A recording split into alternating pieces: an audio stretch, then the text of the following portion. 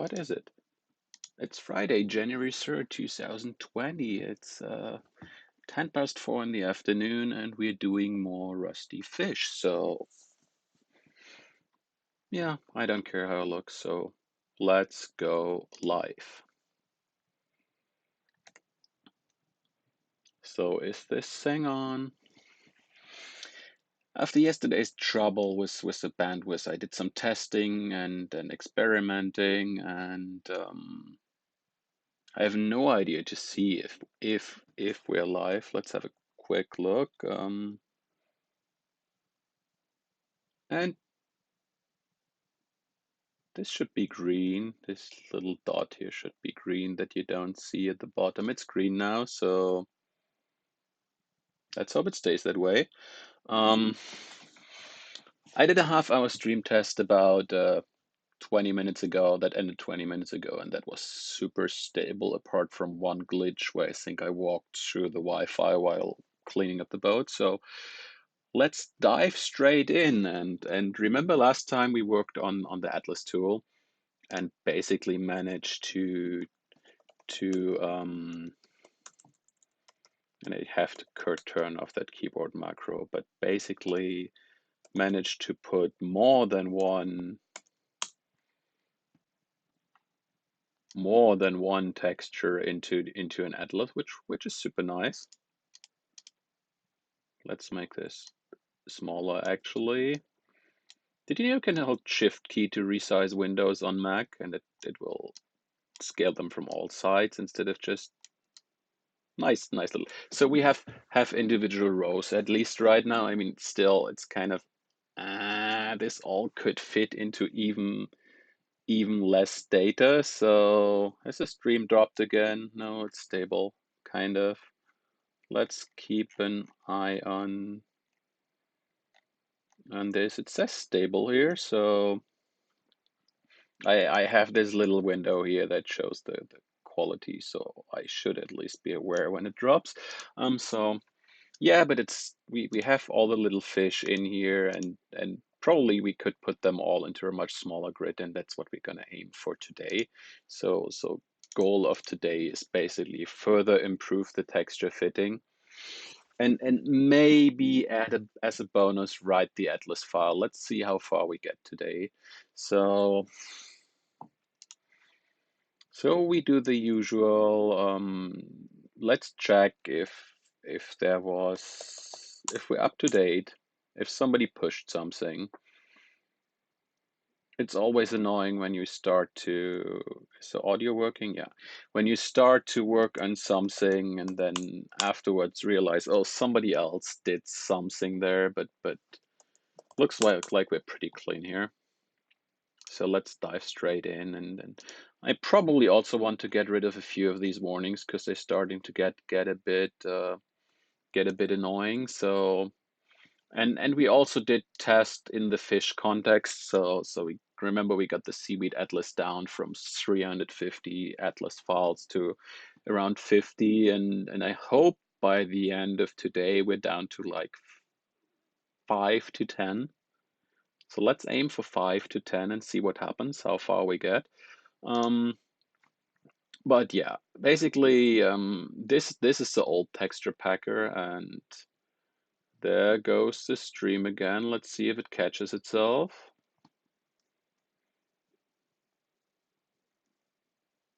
I mean, obviously, this didn't happen during the test, or I wouldn't be streaming. Let's just hope. Hoping will always fix tech, right? So this is the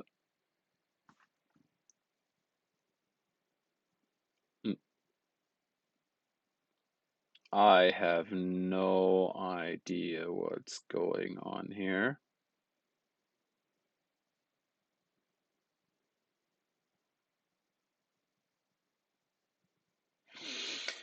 So, about the tech side, I found a co-working space for next week where I can where I should be able to work from Monday to Friday. So streaming should be stable next week. But I still want to kind of get this thing out of the way. So yeah. So basically we want to run this command. And basically this is fitting all the different rows in here. And obviously right now it's just creating new rows for everything it's trying to fit, which is not the best way to do it. But if we look at our code, we have this add entry here. And when we add an entry, I'm not sure what is uploading gigabytes of data right now from my system. More and more distraction. So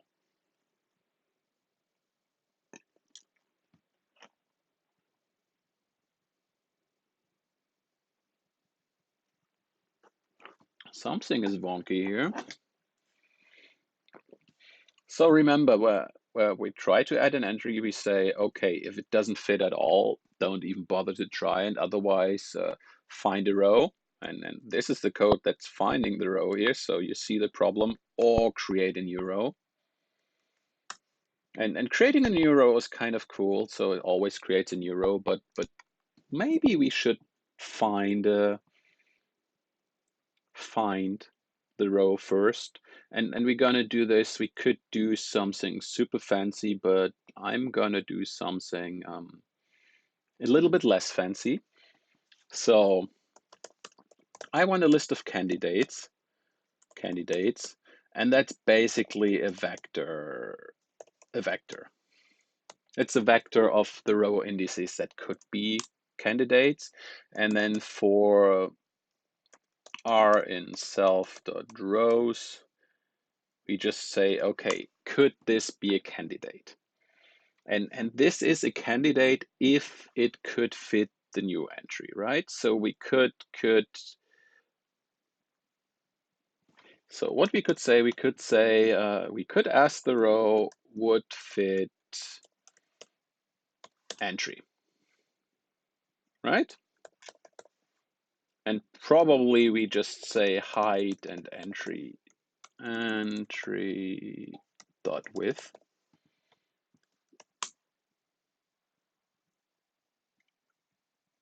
And then how do we iterate in Rust over a vector? I have no idea. I have no idea if we can do something like a zip. Rust standard. Nope, that was not the button I tried to. And I'm just trying to show you also so how I search and look over this. So we want the vector crate, the vector collection, and then we want something like clone first get iter.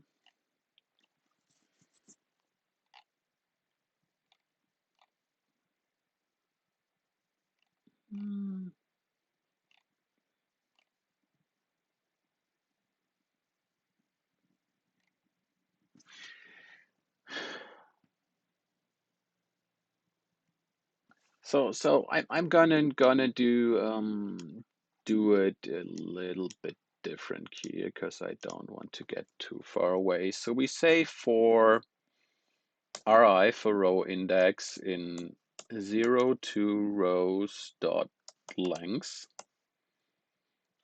and then we say let r equal self dot rows ri, I guess. Because I don't want to look up the syntax right now.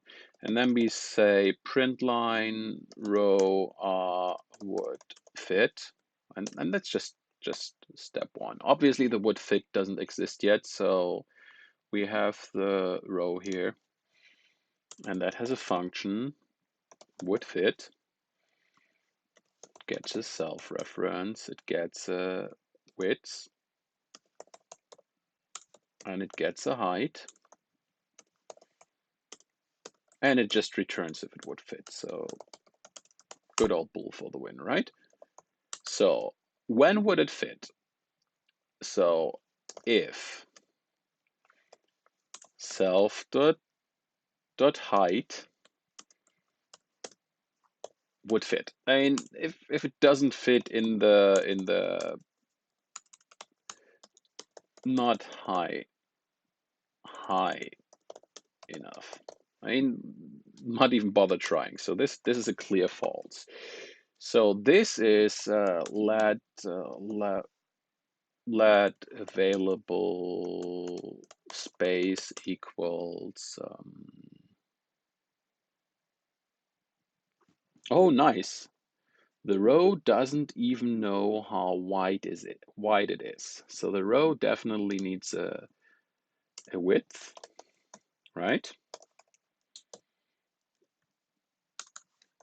And then obviously on creation, we need to tell it how wide it is. And we're going to patch that up in a second. But basically the available space is the width minus the current index, right? And probably if we could cache that value right now, we just recalculate it constantly. So let me just sort my windows here so I can keep an eye on the stream quality. So if available space is larger or equal than what we're trying to fit, then we return a true, and otherwise we return a false, not wide enough, right? Not enough space. Right, so obviously we broke the constructor of the row and we know what we created because right now, where's the row new? We have the add row, and the add row here says, okay, we just add the widths here. And in theory, nothing should have changed yet. We probably broke 2 or 3. Widths not found for row new. So true, because it's self.size. Absolutely freaking right. Oh, and yeah, maybe this is right. Length is a function. I haven't found a consistent theme yet when it's a function and when not. It doesn't seem to be as clear as in other languages. Maybe that's and yeah, it is right. I want to iterate. I don't want the range. So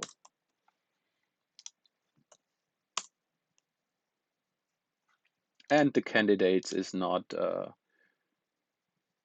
used right now. So let's just say, okay. Oh, actually, if it would say, we say candidates dot push the row index, not the row itself.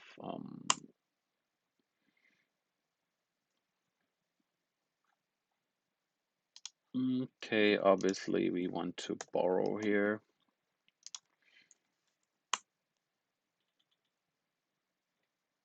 And yeah, candidates is non-mutable. So obviously we want to make it mutable. And we're getting a lot of, so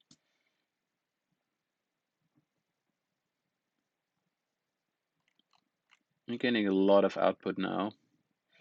So a lot of rows say, hey, it would fit. So row would fit, actually, let's be a bit more explicit here and say we want the entry here, just to have a little bit more noise to see what's going on.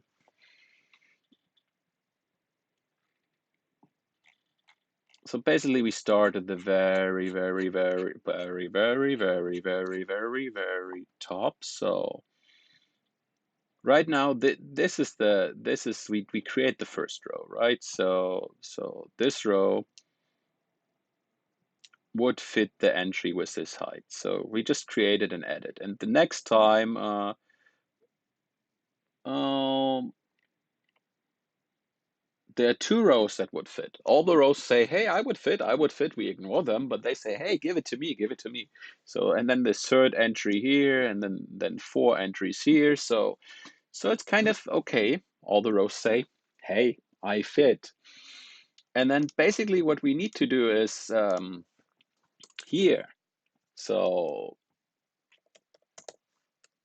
if candidates.lang is bigger than the 0, then we put it in one of them. We have at least one candidate, so we are sure it will fit one of them. All we have to do now is find the best that would fit one of them. So we basically say this.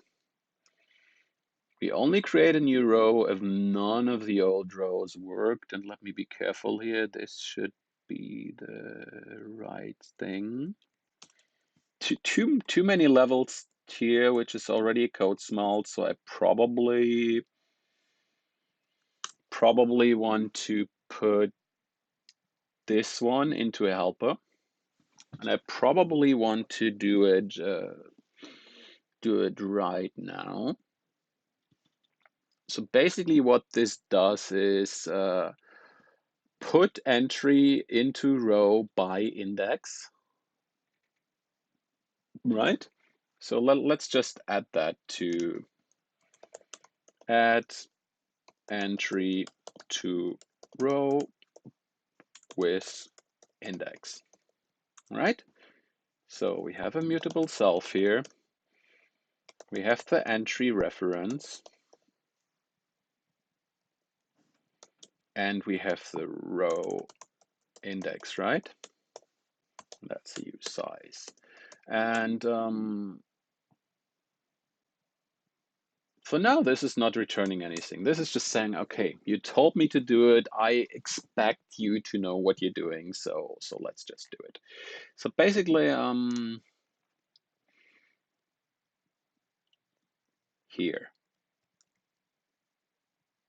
this whole block here goes into self, add entry to row with index, right?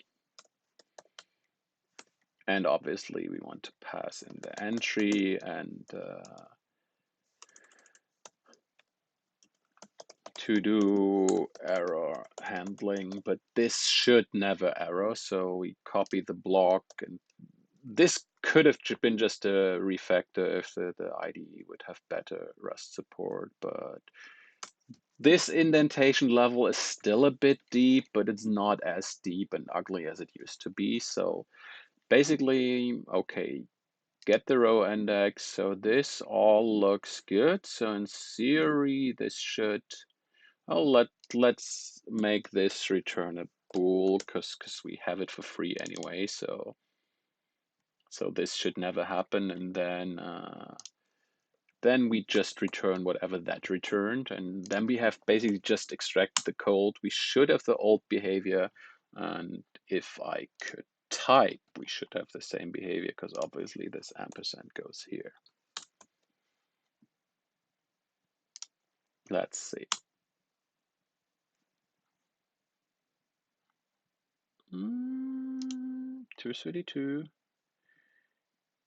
Oh, this comma goes here, and actually we do nothing here. My bad. Well, actually we can remove these braces here. Makes it a bit more readable too. And then go full OCD and say, okay, let's align these arrows just for, okay. It's always nice to have this tabular lookup. And then just say, okay, comments are at the far right. So far, just cleanups. Expected bool found nothing in 225. Oh, and this case just says, hey, sorry. So basically we made it worse by having it lie. Hey, I found a candidate. Hey, me. Oh, we're giving up. If we can fit it, we're giving up. And that shows, and we're creating 26 individual atlas files again. each with one animation, so with one texture. So that's fine. So if we have a candidate, so what we could just do, I mean, just brute force use first candidate, right? So we could just say use the first candidate. So we could just say self add entry to row with index entry, and the row index is candidates 0. It's the first one, right? I mean, this row said I can handle it, so let it handle it. And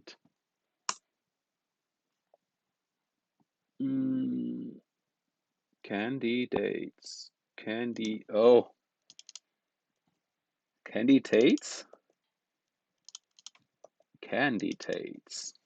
whatever that is. I mean,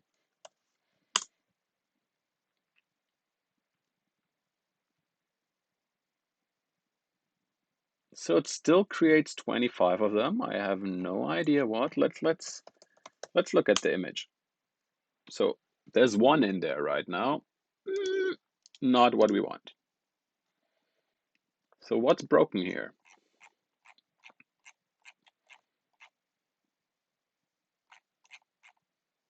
So step one, we're making our life too hard right now. Let's just try with our two test textures, right?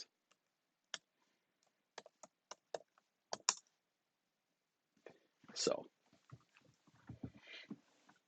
we created a row, we got a row, and then this row says, hey, it would fit.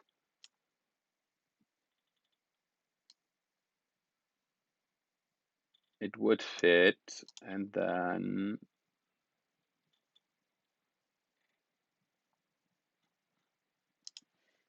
it says it would fit, but if I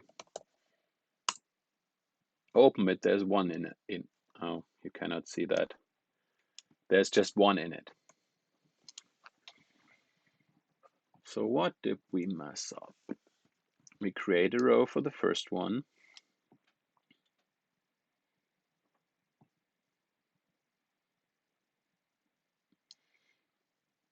Got a new row, and then we create the second one.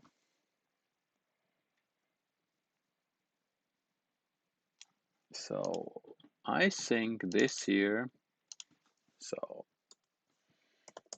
print line, got candidate rows using first one. And that's basically candidates 0, right? Let's just see what happens here.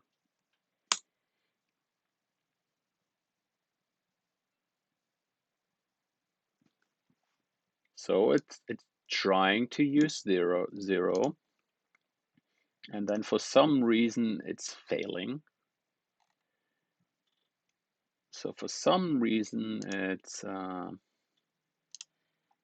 so it got a row with this width and this height and this end, and then it creates a new row. So it oh, obviously we have to do this code. Basically, it says if there's something in this row already, well, give up. Right? We hacked that in because we wanted to make sure only one entry per row.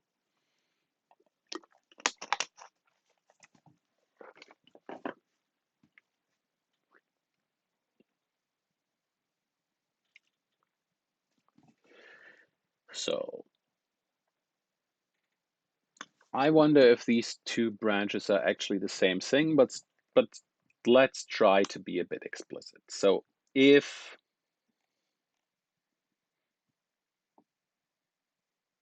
the row end is larger than 0, and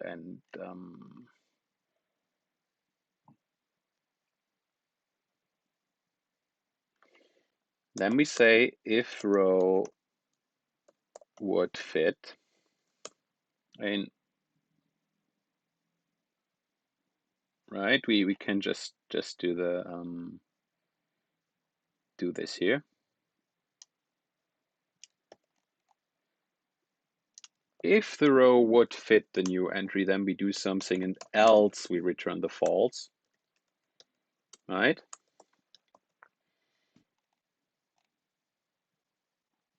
And what does that mean? So if the row would fit,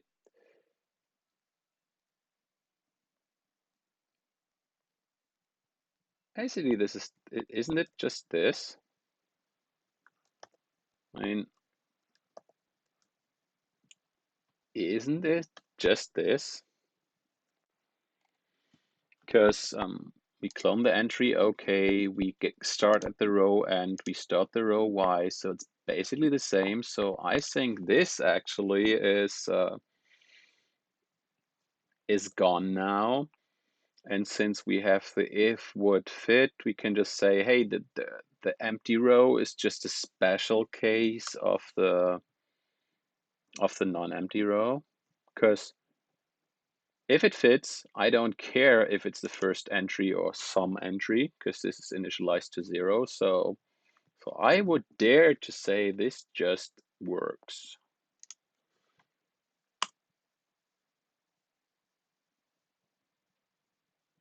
So we create row 0. We got row there 0, row 0 identified by the Y0 would fit. We got a candidate. We're using the first one, which is 0. We get this row, which is this row here, but has a different end now, and then we just add it at the end.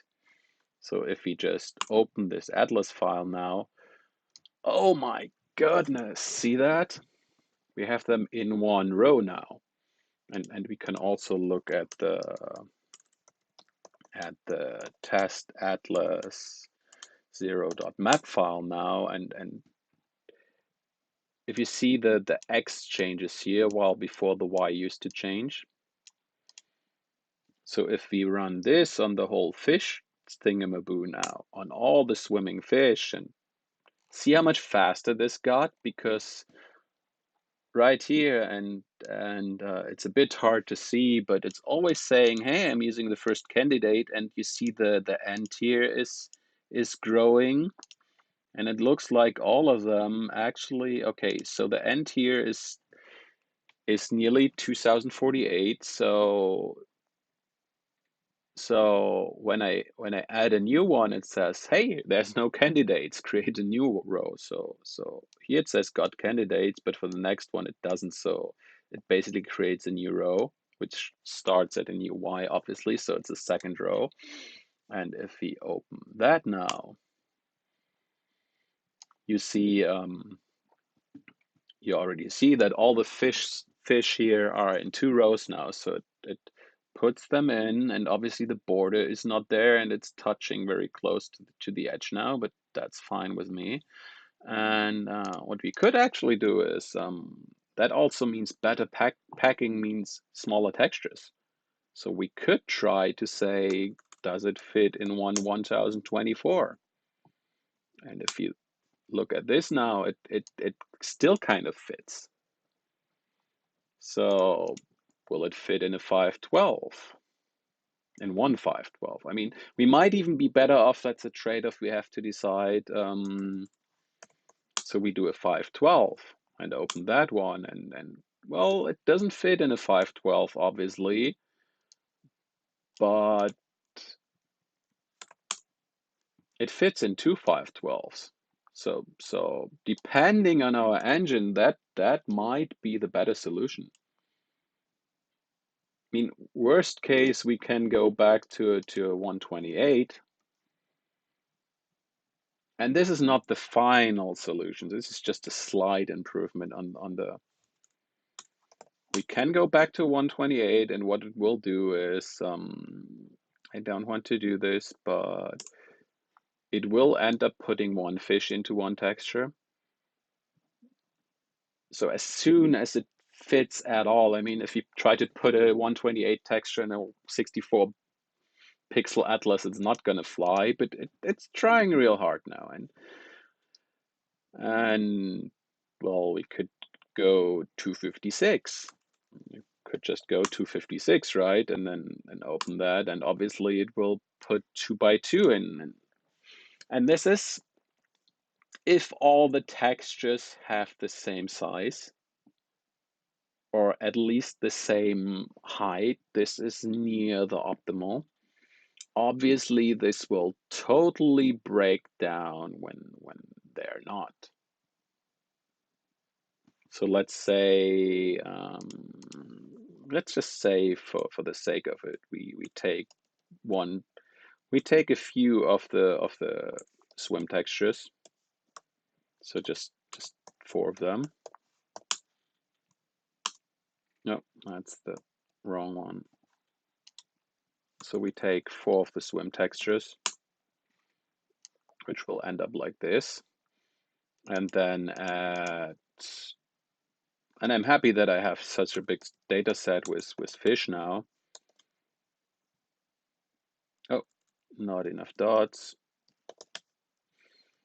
And say, for example, not decorations. Let's use the pickups and say we want the coin, and say we take 4 of the coins as well.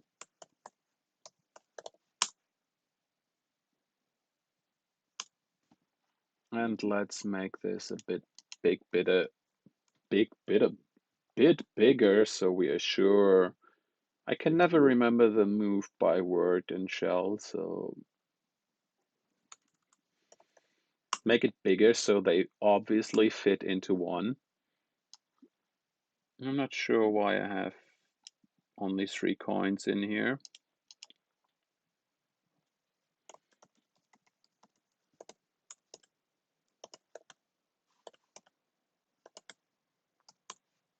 Because coins obviously were created by an artist and start at 1.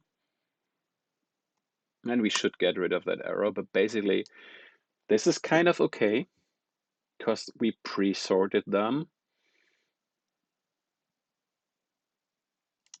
But what happens, I have to be a bit explicit now. So let's say we put 2 of the fishes, then 2 of the coins, then I guess you know where this is going. Maybe I should have a variable for the, then we put another 2 of the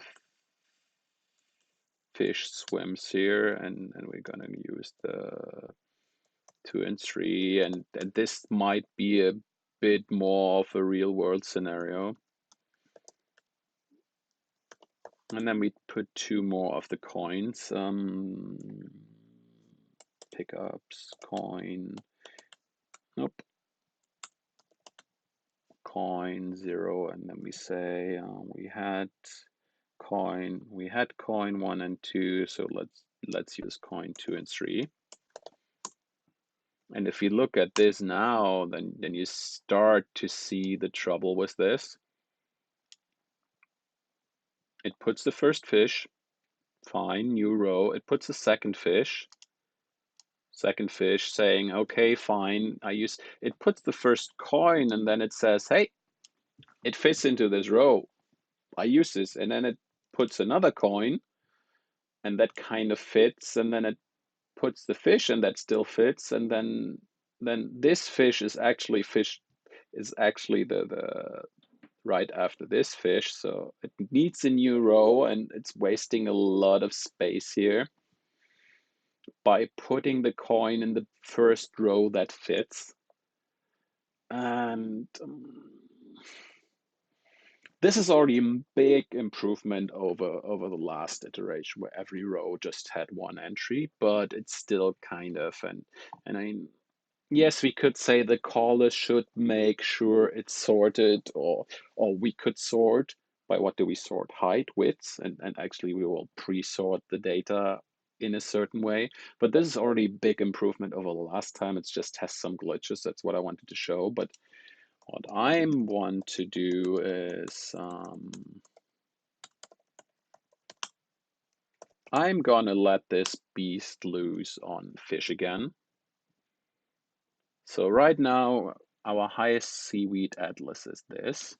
So let's open data, seaweed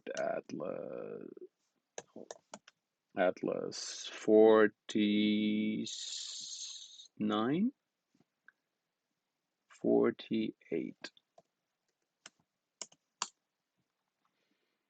So we have 48 atlas files, and this is the last one we see. And maybe let's look at a random one in the middle. So this is something in the middle. So let's rerun the tool. And this should be much faster now as well, because it's not writing as many PNGs anymore. So let's wait and hope for the best. It's still writing a lot of PNGs, but not as many anymore.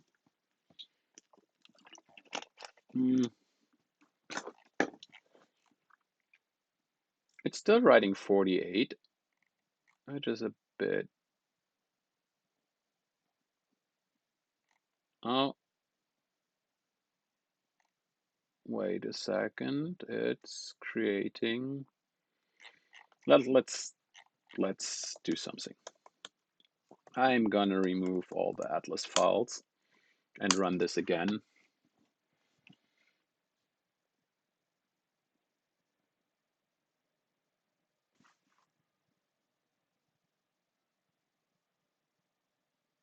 This was a bit fast, right?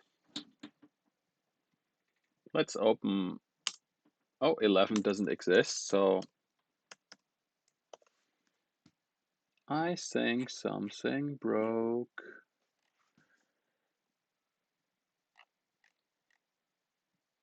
I think something broke. Image doesn't fit into empty atlas entry.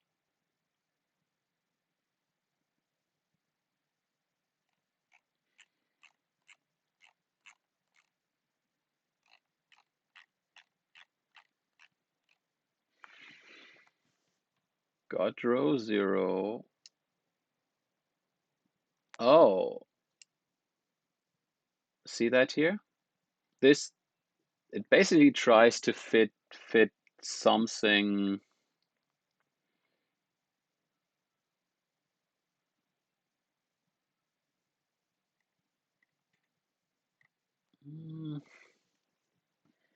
I think the arrow check at the end is broken.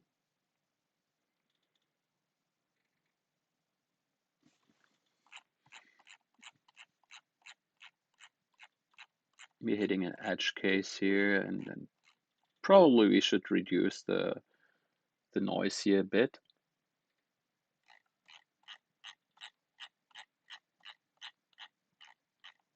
But it's good to have real world test data. Let's see if we have any atlases created.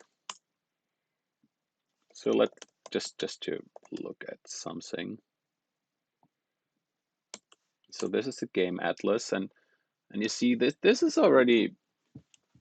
I mean, this is not optimal. We hit the case with the coins being in the wrong row, because potentially this could have fit here, or one of these could have fit here, but it's kind of already coming along nicely, apart from that arrow, which we should not hit.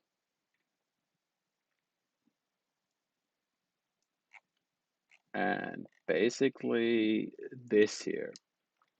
This should never happen. Image doesn't fit into empty atlas, and I'm pretty sure that that is a lie. So empty atlas. So we're hitting this thing, right?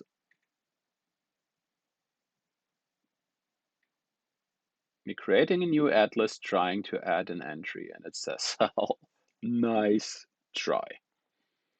Because this entry should definitely fit an empty atlas, right?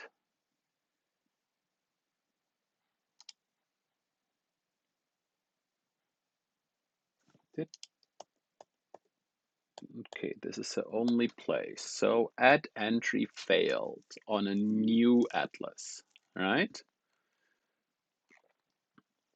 So this somehow fails on a new atlas.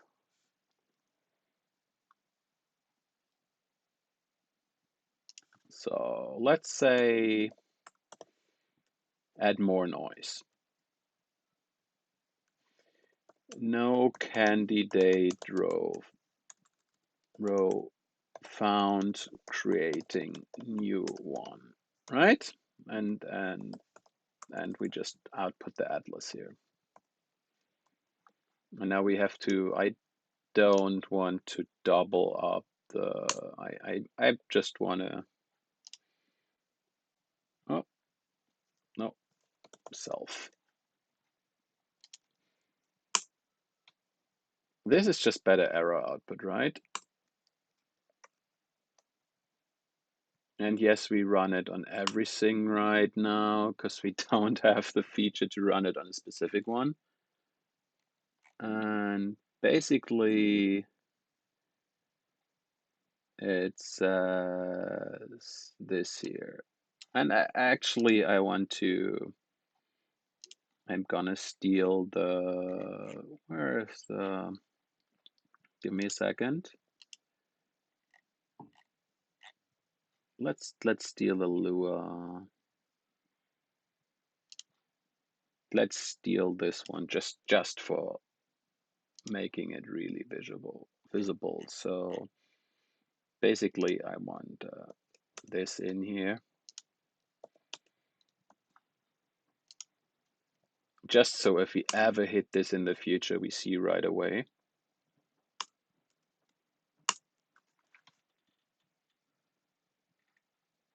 Obviously the space, but I don't care. So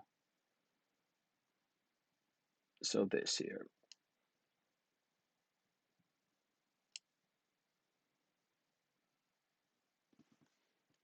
So it says no candidate rows found. So we're creating a new one, fine. I mean, it's an empty atlas.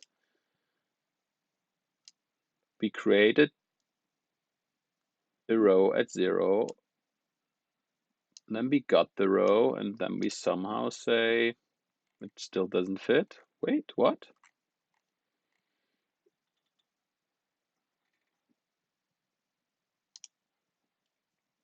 So no candidate row found for this one. Yeah, here. And we say add row, and this add row says, okay, I created a row.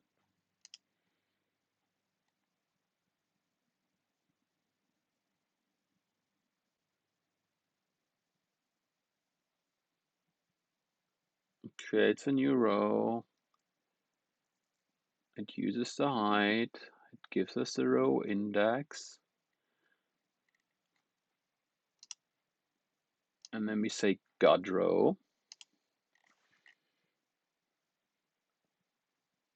Why do we say got row? Okay, so we do this, and then the got row says print line row would not fit. Oh, let's not be that shouty, right?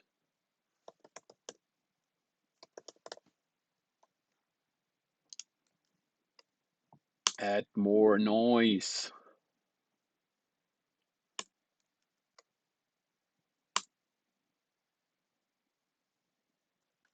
And we're getting quite a few of these. So we create a new row.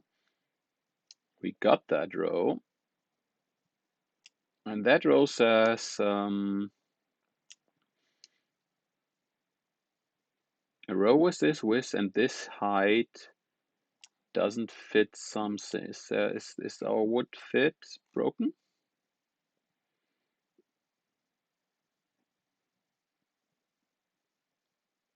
Our height obviously fits.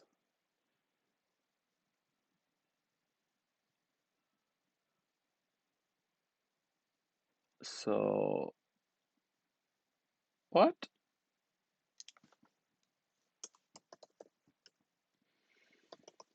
Row not high in high. Yeah, you're high too. High enough for. Do you see it? I don't. So row not high enough for H. And this is row not enough space for width, right?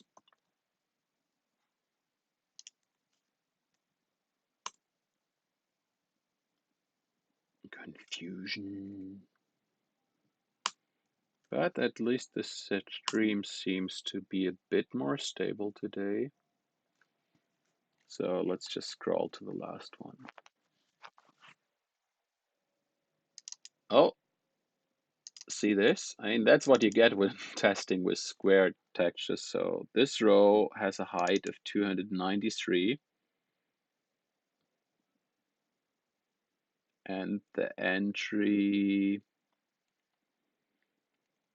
I'm pretty sure we're twisting width and height somewhere. So we're creating a row.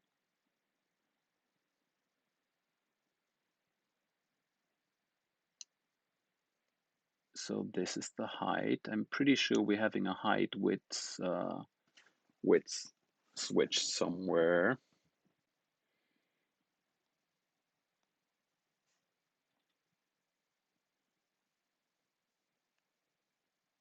So the row has a height of 239, and we try to put in a 295, but that's the width of the coral, right? So our would fit.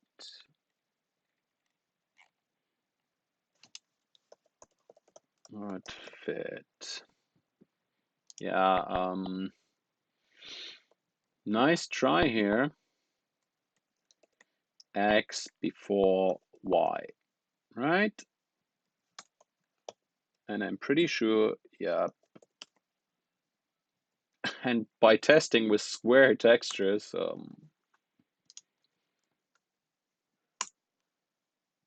this line should never be called. This looks a bit better. I mean, this looks very noisy, but again, this is experimental mode. But at first glance, we don't get any of the error exclamation marks anymore.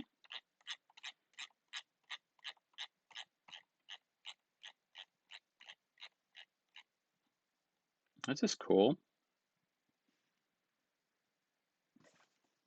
Is this stream still alive? Yes, the stream is still alive. So now we can say,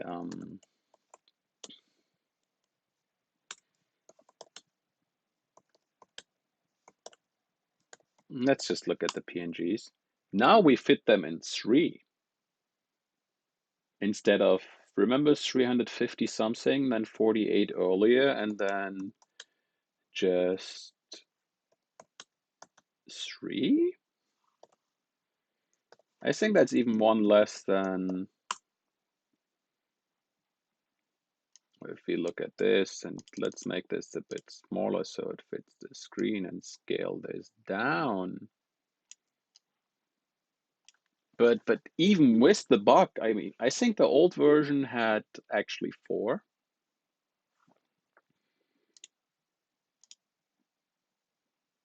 So this is nicely packed now.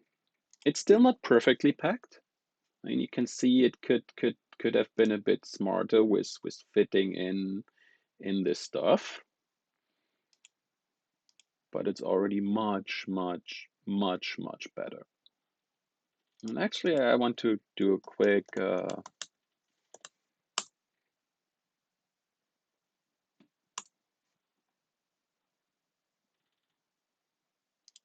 no, that does the, let's remove the seaweed atlas files.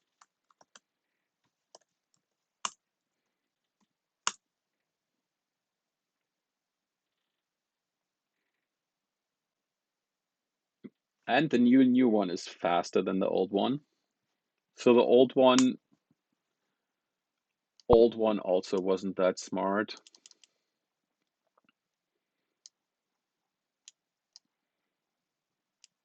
But you see it kind of did it does the magic max rect, which uses the empty space a bit better here.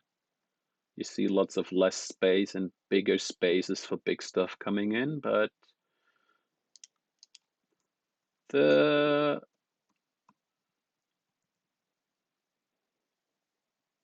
and actually let's do something.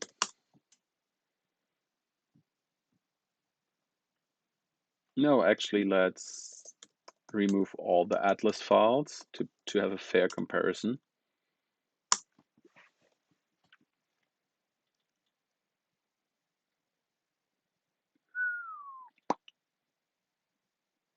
So this takes 7 seconds. And now we do the new one. And remember, this is still calling out to the Ruby script to do the final conversion. But this is only taking 4.5 seconds. And this is a tiny project, so already we have a speed gain. And we have something that's usable. Shall we give it a try in Fiiish? Do we want to try? I want to try.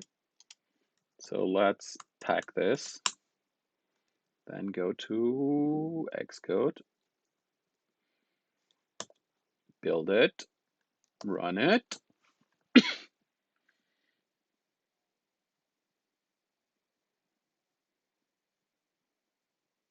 Have it blow up in your face.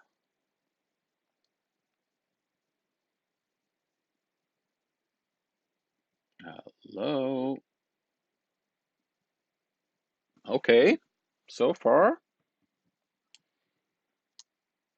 And if you look at the memory here, last time we used 3.5 megabytes texture memory, and now we're down to 2.4.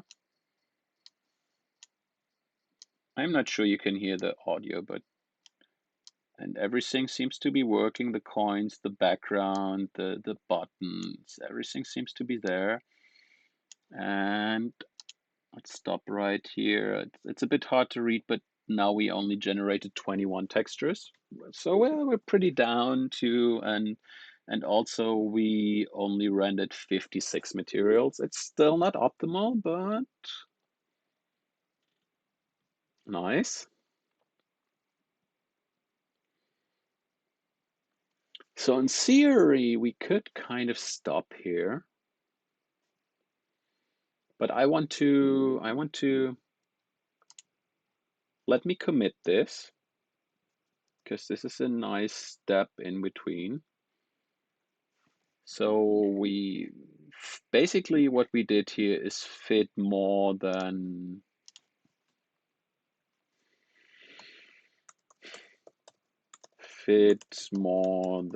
one texture into one atlas row, right? And this is huge, but this is still work in progress.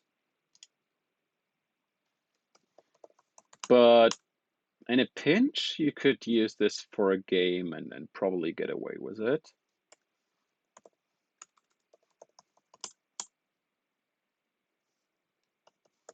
And let's push this.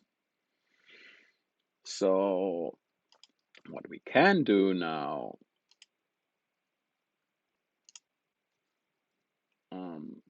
basically this is, let's remove this. Let's remove a bit of the noise. Basically this here says, hey, just use the first candidate. And maybe we could score the candidate rows.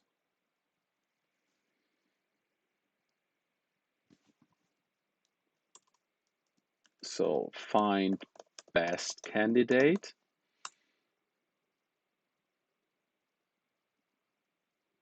And then just say mutable best candidate index. Do we want to? So best candidate index equals 0. So right now we just use the using best one. And right now that's just lying. So here we have to do something. So for candidate in candidates, we have to kind of find an actually candidate index in, because I'm too lazy to find out how to do this right. So basically here we have to find, is this candidate better than the last candidate? And what makes a candidate good? What does make a candidate good? Oh, if we look at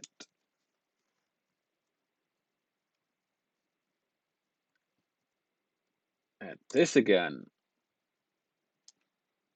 what makes a candidate good or even good enough is right now the amount of wasted height, right? We want to find the candidate that wastes the least amount of height, and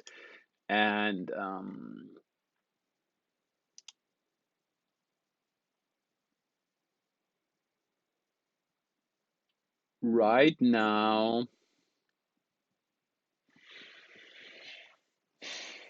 we might want to even kick downgrade if it wastes just too much space. So basically, I'm gonna do one extra check here. If r dot row, and the row is here, so the row height. If the row height, that was not the button I was looking for. If the row height is larger than 2 times, and this is arbitrary, the entry height. No, if it's so, only put rows in the candidate list if we don't waste too much. And again, this is an intermediate solution. We should really be doing a max rect algorithm, but I'm just far too lazy to do that. So if it would waste too much, we skip the candidate. So right now, even if we do nothing here, this would solve our immediate problem, right? And the stream seems to be going again. Maybe it's time of day related.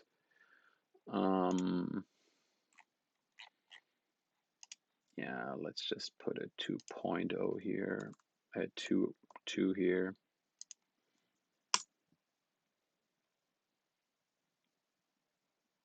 I mean, come on, come on.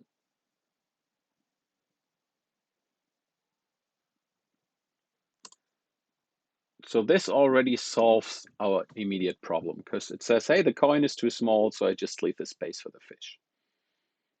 Already another huge improvement. So if I just copy this and run this on actually on Fiiish,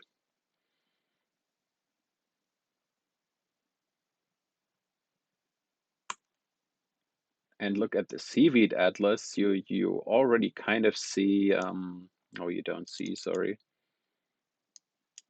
I have no way of this remembering the size, right? So this already says, hey, half the last texture is empty, which shows us that we did a much better job, and you see they're roughly aligned by height. And maybe that already is enough. It's still kind of worst case. Let's look into the game atlas.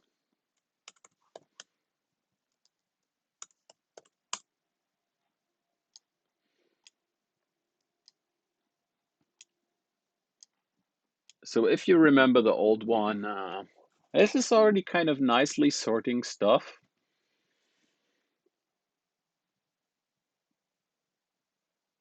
It's just probably good enough.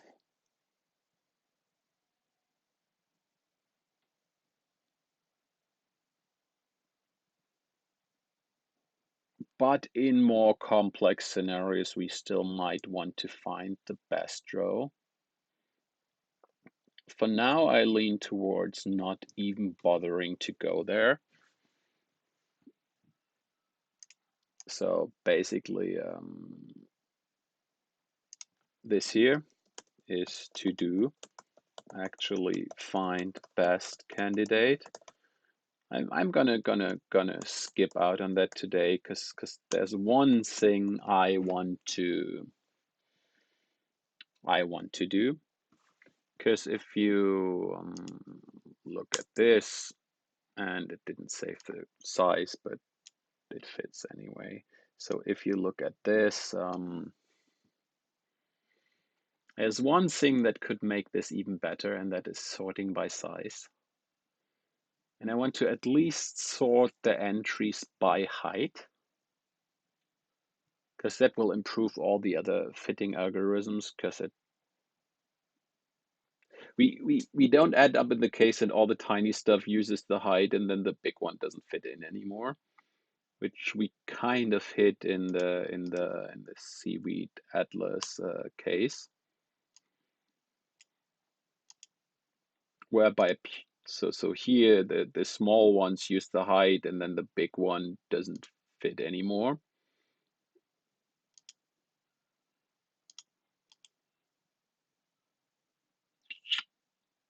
I think the stream is slowly falling apart. Sorry about that.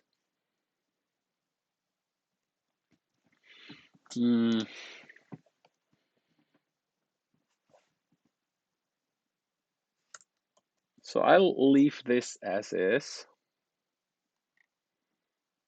And the trick is this here actually.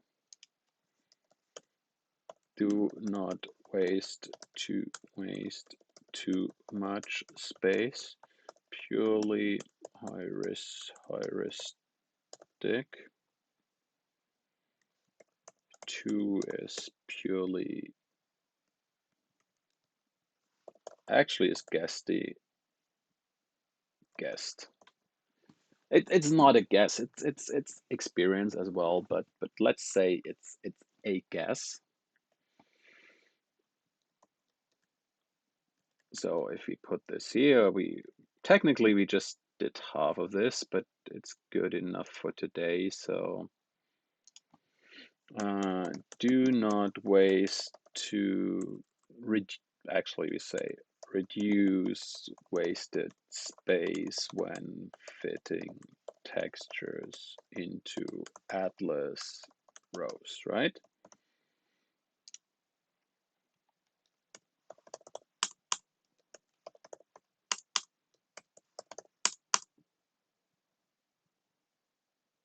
Nice. Nice. Nice. So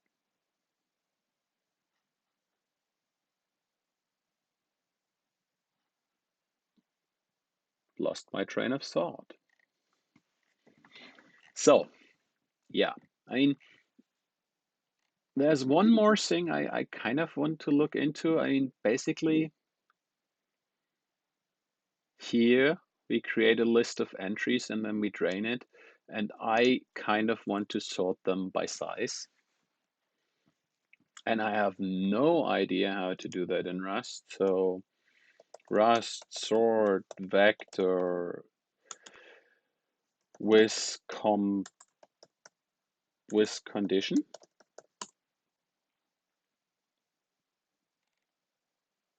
How to sort a Rust cookbook.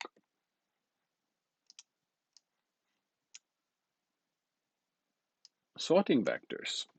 So we can just sort it. That probably sorts it by value, but oh, we can sort by.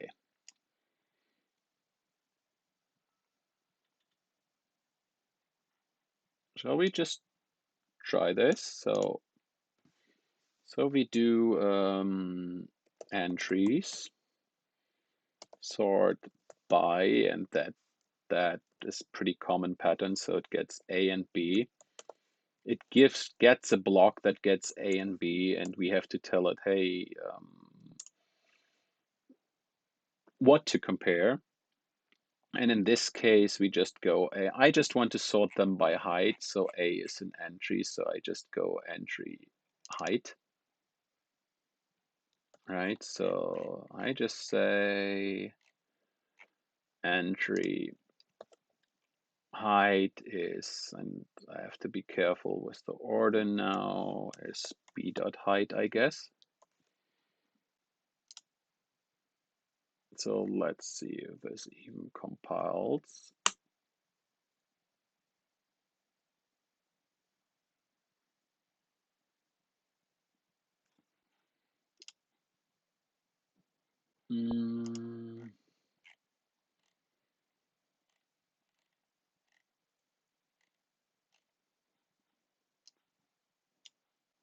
Obviously, it's,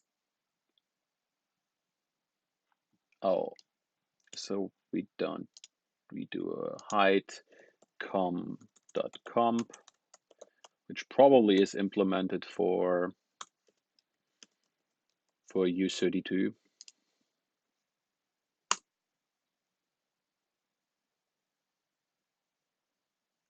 Really, really, really.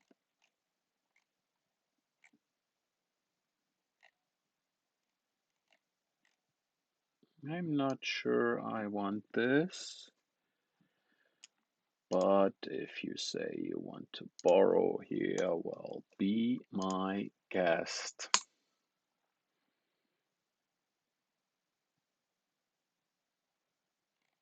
So now that the output probably will look the same. Oh, actually, it put smaller ones first, and but we want bigger ones first, so we just invert the comparison here.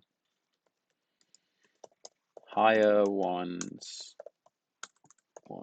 first, and actually if they're equal, we probably want to big wider ones first, but for now, good enough.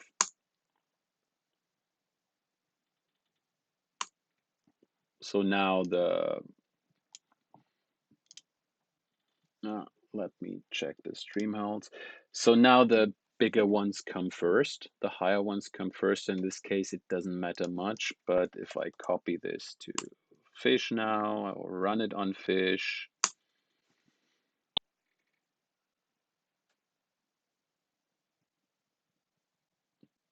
Does the stream become unstable when I use the CPU more? Did it just... maybe the priority is... So now if I look into it, let's make this smaller again. All the high ones come first, and basically this is last minute fitting of tiny stuff, and the high ones come first, and then the tiny ones come in. Now it's only using a third of the last texture. So that's a good sign. Or we can look at the game atlas. And again, we're gonna do a max rec, but this is starting to look nice-ish.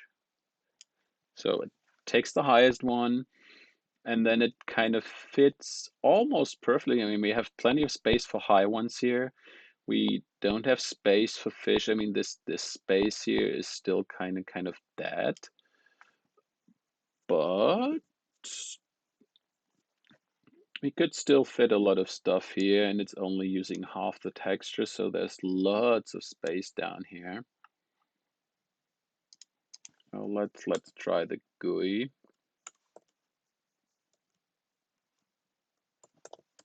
I don't believe the GUI fit into one before, but same here. So this is actually super cool.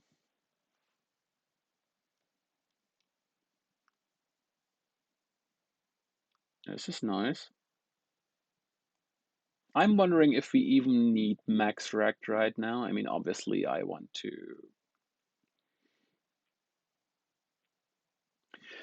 Right now we're iterating over the whole thing, and actually I would like to have a tool that says, hey, here's a bunch of rectangles, and here's a bunch of squares.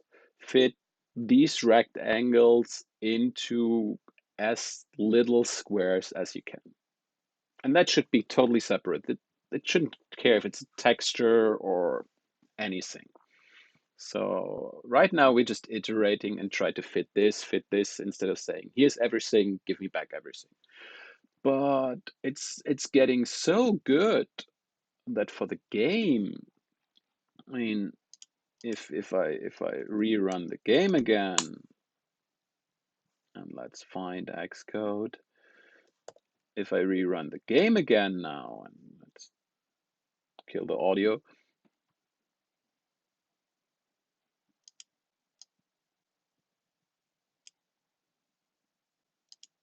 I mean, this is good.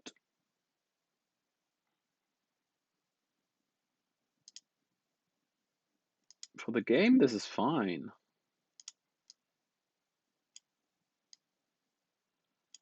We're at the point where the hack is good enough to work and better than the old tool. So probably this is the 80% version where we should stop.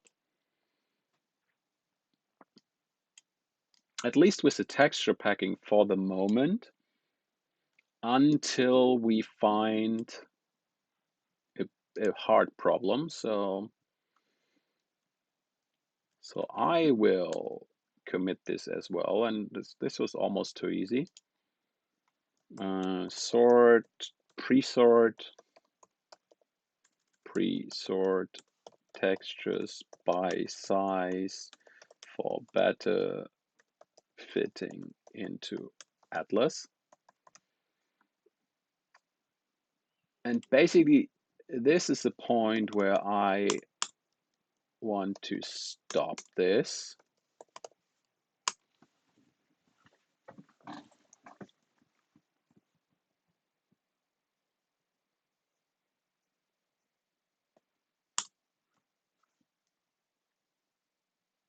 Still stable-ish. Oh, it's getting a bit dark in here. It's getting late. It's Friday night. So we did a little bit over an hour. We made some really nice progress. So if I go in here and say, I think the texture fitting is at a point where we say, okay, yeah, yep, yep, yep. And as for the bonus,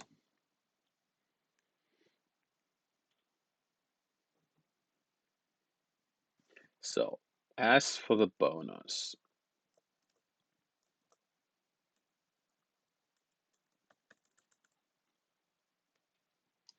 so remember that so if we look at the build atlas, it's still calling this Ruby texture atlas tool, which kind of actually it's there, which basically does all of this. Remember, and this is exactly what we also did for the packing. So if I go here, we could just go here, and basically it's doing this. So we could just copy most of this, probably quite verbatim.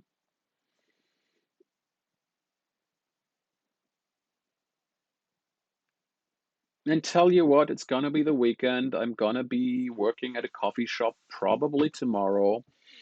I will write a version of this over the weekend because it's basically just okay, this is what the header looks like. Write the header, write the data, iterate over it. I mean, basically it's write the header, set the compression flag, and compression is not supported, and I don't care for the moment.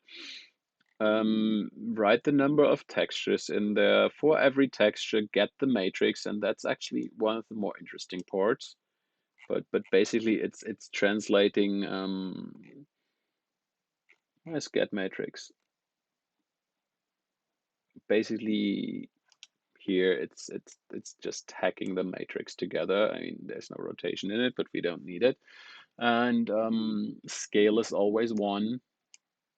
So it's basically just, yeah,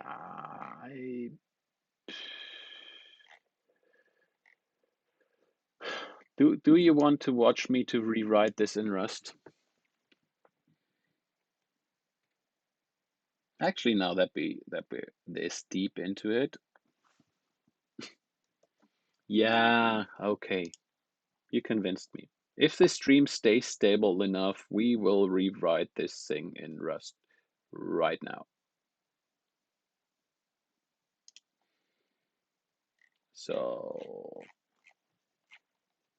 we already have this save atlas here, and is it actually called? And it's already called, so I'm just gonna paste in the Ruby code for reference here. And actually, I'm gonna go further. I'm gonna paste this for reference, right? Do we?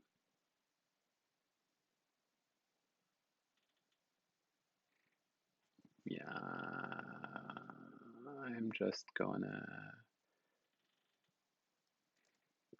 copy this and say, okay, fine. Also just for reference. Normally I would have it on the second screen, but screen space is valuable right now, so well, actually what we could do is sidebar and then do a view layout 2 and then actually open the main RS of the packer here and have this for reference, and then yeah, we can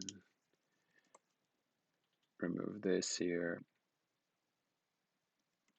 and just have the Ruby reference code up here.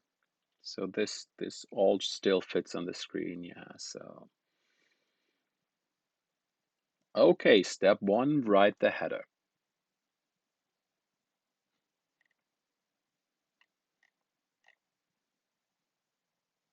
Right, so output file is actually F. So F dot write all, and probably we get into some import issues here, but use issues here, so let's do it like that. So the magic in this case is I'm not sure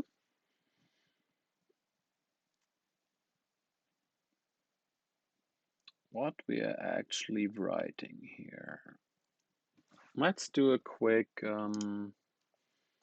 hex dump -c data seaweed atlas 0 atlas 0 dot atlas and just, I don't know, the first 20 lines. So we have a different format here. Okay, so at some point we started to prefix the files with more magic. So basically this is a hey, this is serialized data, and then we have a chunk in there which allows us to have more than one kind of chunk in one file. Um, Not sure if this should survive, but let's do it exactly like that and be careful with the order because it's twisted here. So we're gonna write f dot write, and it's a u16 in little endian,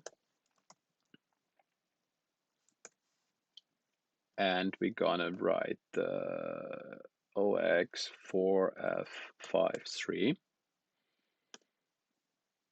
And yeah, we have to unwrap this. Let's see. So, and then we write this is actually the version, but let's write this. And we're just gonna run this real quick to get a, okay, obviously we used the byte order package, remember? And then we have to update the cargo as well. So this is a cargo of the packer, and we used byte order here. So this is the cargo of the atlas, and let's put this on top for alphabetical reasons. I hope that's it.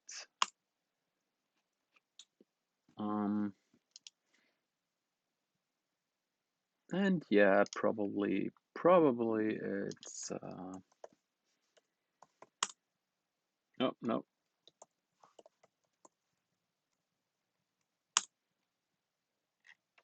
probably it is right about borrowing. I'm juggling too many windows here. Sorry about that. Wait. Oh, that's the map. We're looking for the atlas, and yeah, maybe this needs to be mutable. Fair enough.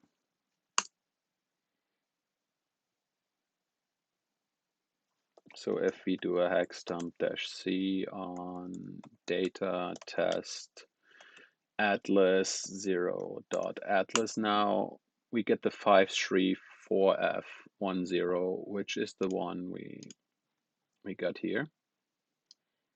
So far so good.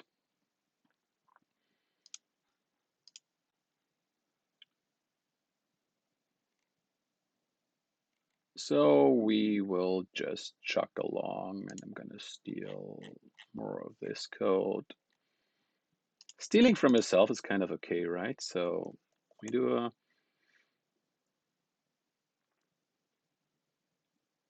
do a write all, and I'm super sure there is a better way to do this. This cannot be it. But for now, yeah, we just basically say, okay, this is a at, oh wait, it's this here, atlas. The 5.3 is a double S, so let's copy this and obviously reformat this a little bit. And probably we could use a byte string here for readability, but for now it's getting super dark in here, isn't it?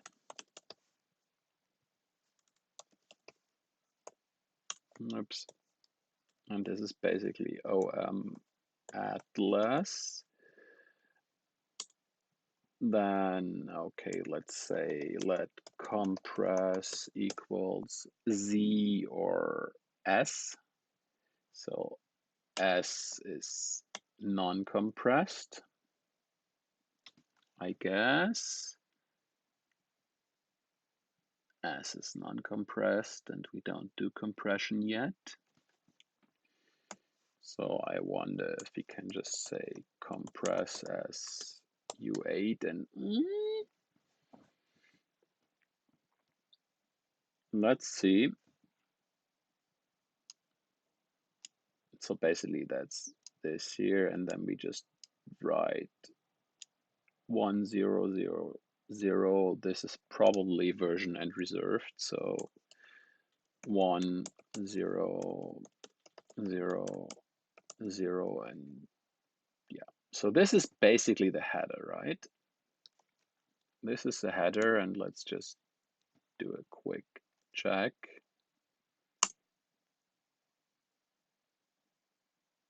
What?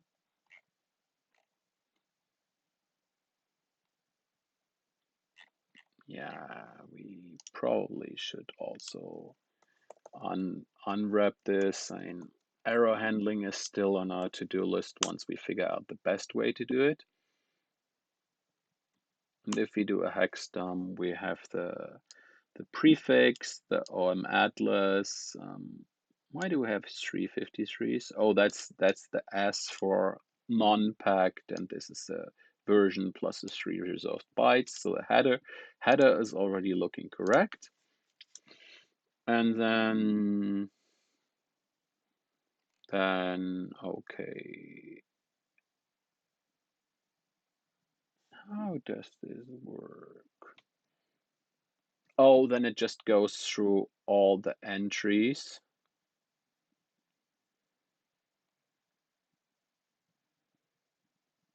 So this is the number of entries packed as an S, which is big endian U32.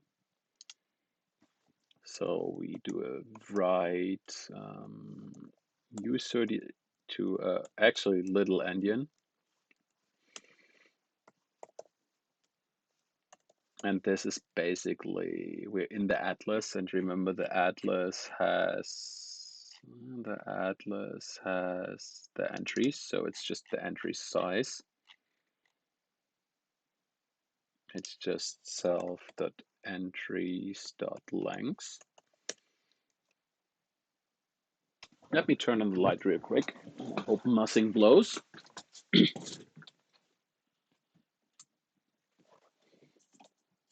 I never did plan to stream this long and late today, but when you're in the flow, you're in the flow, and you use the flow. And we're deep into the bonus section, so blinded by the light. So this is the number of entries, and now we just write all the entries. Basically, textures here is entries. The deflate we're not doing, so oops. So for E in entries, and this is just borrowed. We do something with E, and that is for every entry. We print the texture, yeah. We get the matrix, and now it's gonna get a bit interesting. I'm leaning towards saying, hey, the entry can give us the matrix.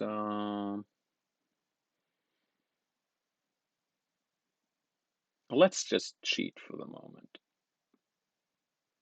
Let us just cheat, because the matrix basically, if you remember, it's just this.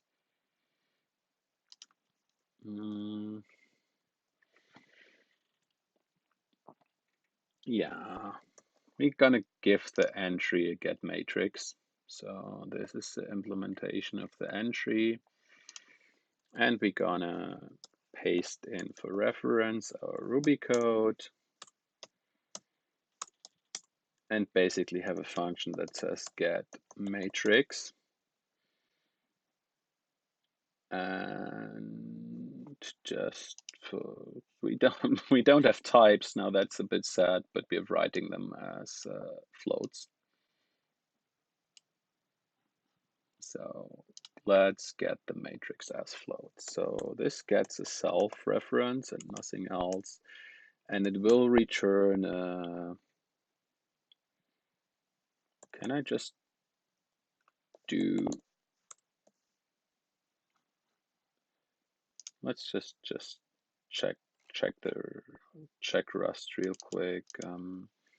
Rust return fixed size array of type. I'm just not sure of the syntax right now, so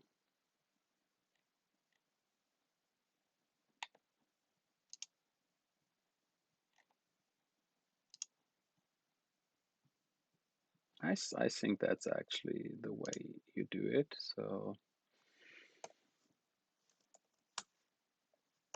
So let's just return scale, and that is 1.0. This is 0.0. This is actually the x as float 32.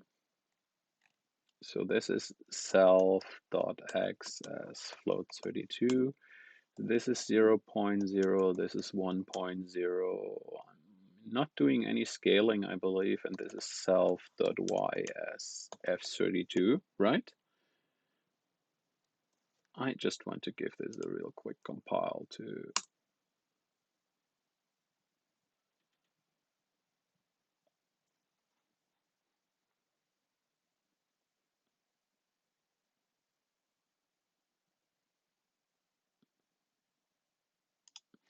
Okay, fair enough. Fair enough.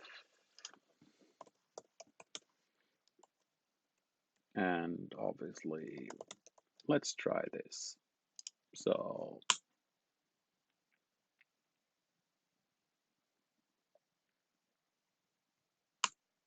still okay. Still okay. So, and we should really write a test case for this, but I'm too lazy right now and this will backfire. So let m equal e dot get matrix. And I just want to, yeah, I just want to put this just to see if this makes any sense at all.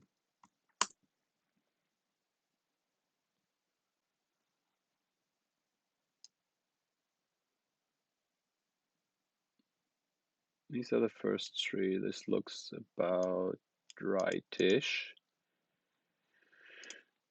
So what we will do now is, can we just do a,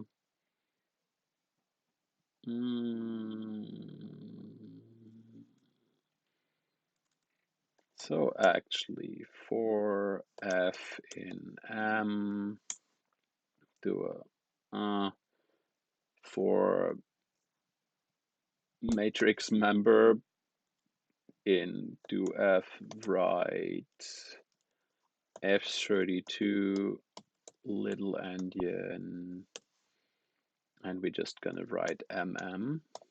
I hope it works that way. Let's, oh, that's actually the loop we have here, but we need to write the texture file name first. But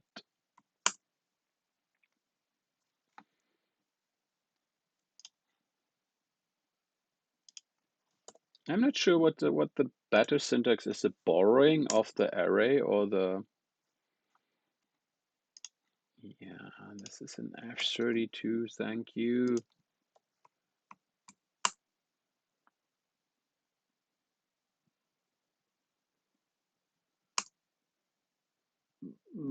I cannot read floats and hex, so I just assume this kind of looks rightish.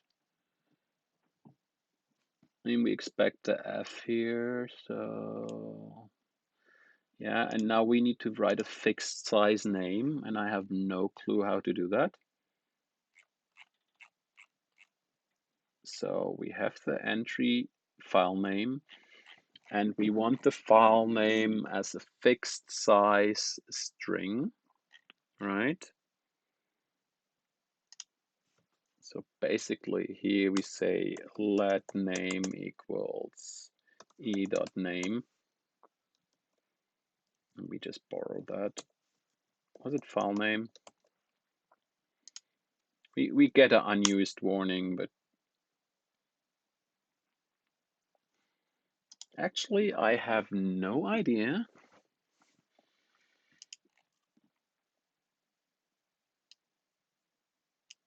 how this gets padded.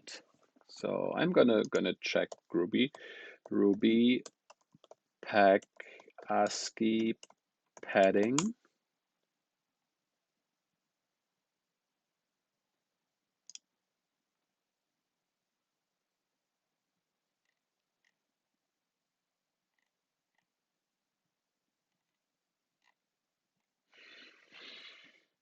The original documentation still doesn't work for some unknown case.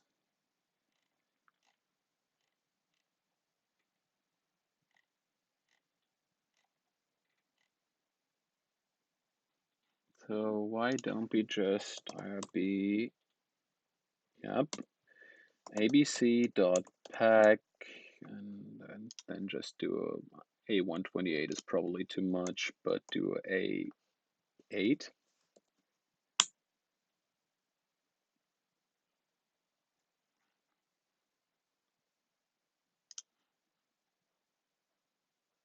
Oh, it's obviously an array that we need to pack.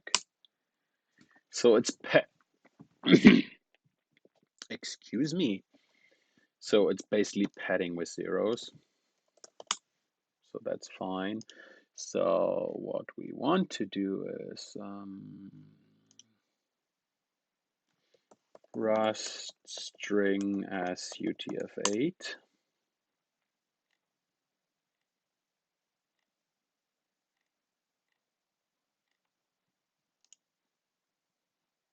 Rust strings are UTF-8, right?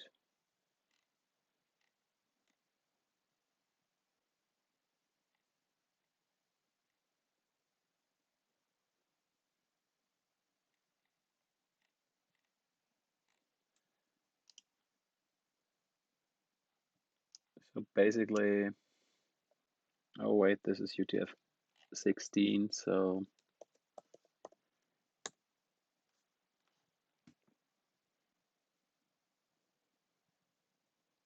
how can we just iterate over it? Probably it is UTF-8.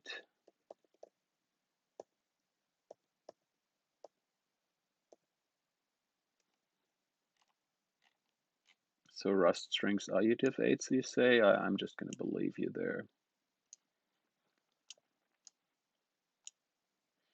I need a bigger screen. So we just gonna cheat, right?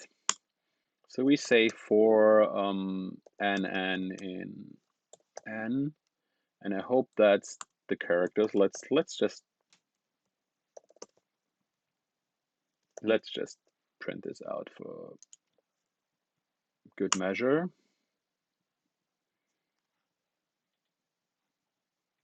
Mm, mm.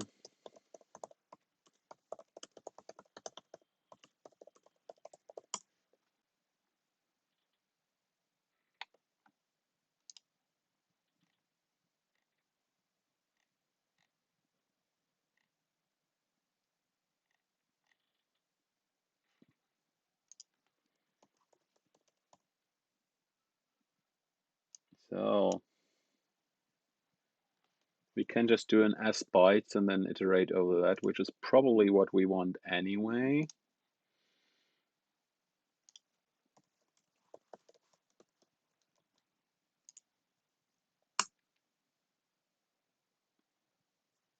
Oops, that's already Oh man, it's time to wrap this up for today.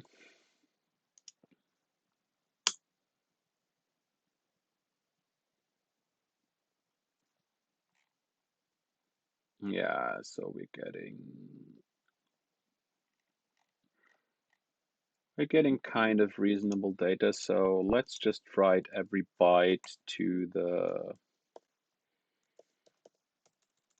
write U8, and I hope we don't have to give it the,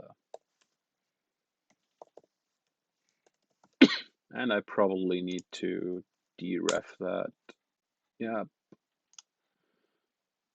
It's getting cold in here, but if you turn on the heater, it will make a lot of noise and you won't hear me anymore.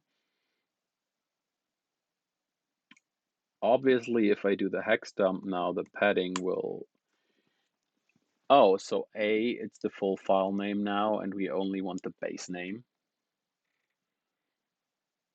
But that's a problem we can solve, right? That is a problem we can solve pretty easily. And then it's not padded, but it looks like the characters end up there. All right, so we did have this. That's the wrong window. We did have this pass thing here. And we just say base name is this. And we use it in save map as well. So I tend to just copy this to the entry. So the entry gets get base name. This is not what I wanted to type.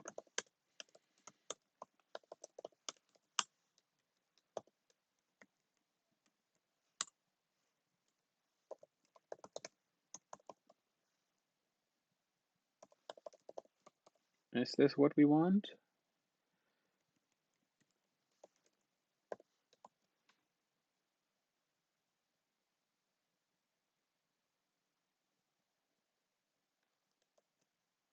Is this what we want?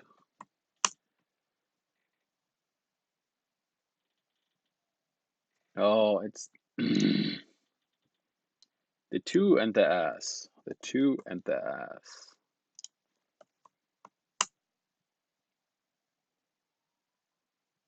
Yeah, so I'm gonna fix the map in a moment. No, let's fix the map first, because we know. So this is basically e.get base name. No more unwrapping and stuff.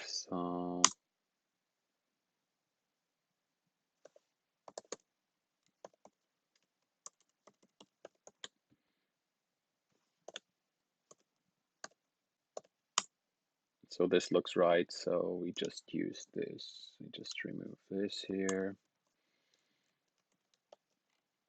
And in the save atlas case here,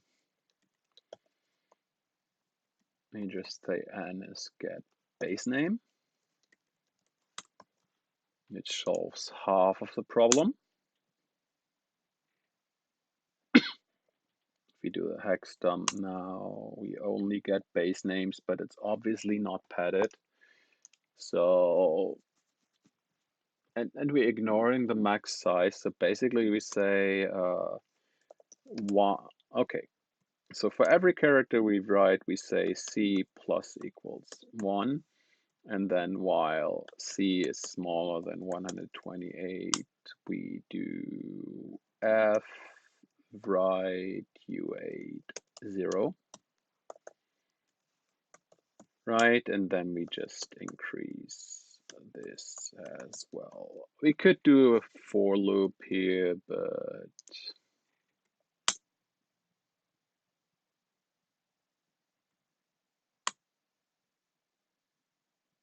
do you want to count? So it starts here, right? This is the F, this is 3, this is groups of 8, 16, 32, 40. This looks too short. This actually does look too short, but the math is right.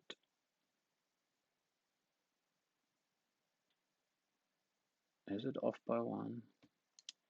Oh, there's a star there. I missed that.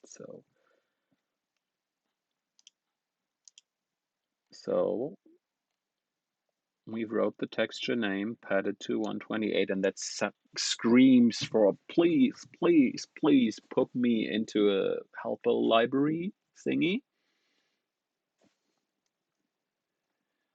Too many open windows. So just checking the stream, but it seems to be stable-ish today.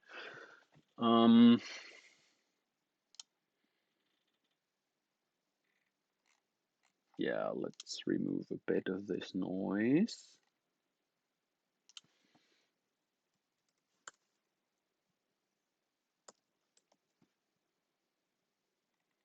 But apart from that,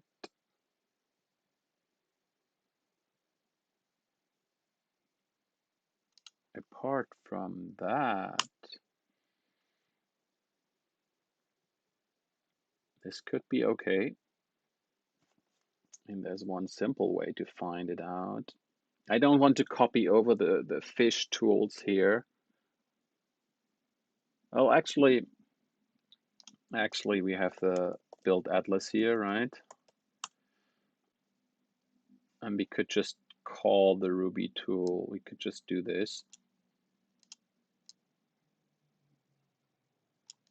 Right, so we could just say Ruby and then steal the Fiiish version. Tools, texture atlas RB. The map name is data test atlas 0.map. The atlas name is test atlas 0.atlas, and we're gonna extend this with Ruby, and the size is actually it needs the size, so it's 512 here. And it's saving it compressed. Nice. So let's cheat and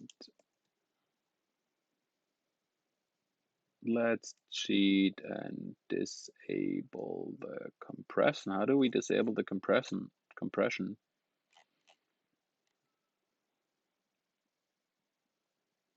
How do we disable the compression is false, right? Oh, it says saving uncompressed. It says I would have saved, but you didn't want me to save. So if I do a hex dump -c on the data test atlas 0 atlas Ruby version here, and let's just do a head 20. Sorry, my bad. So this is the Ruby version, and this is our version, and they should be identical. And by the looks of it, they are not. So what's going on here?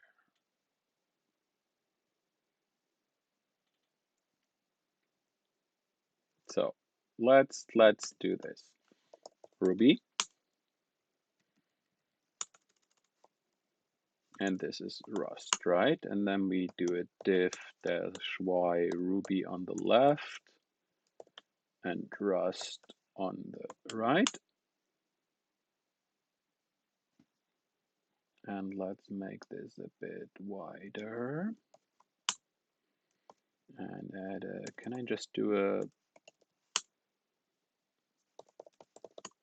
how do I add the width? Oh, it's an uppercase W.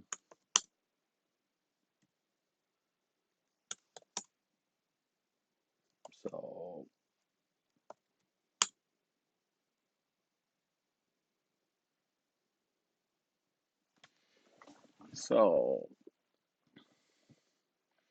what I'm wondering is, this seems to be offset, right?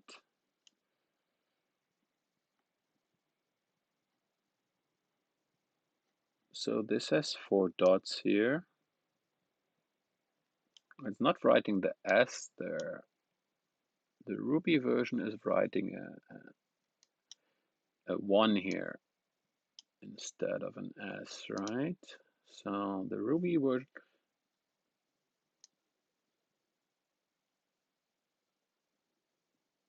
oh, we're writing one S too much.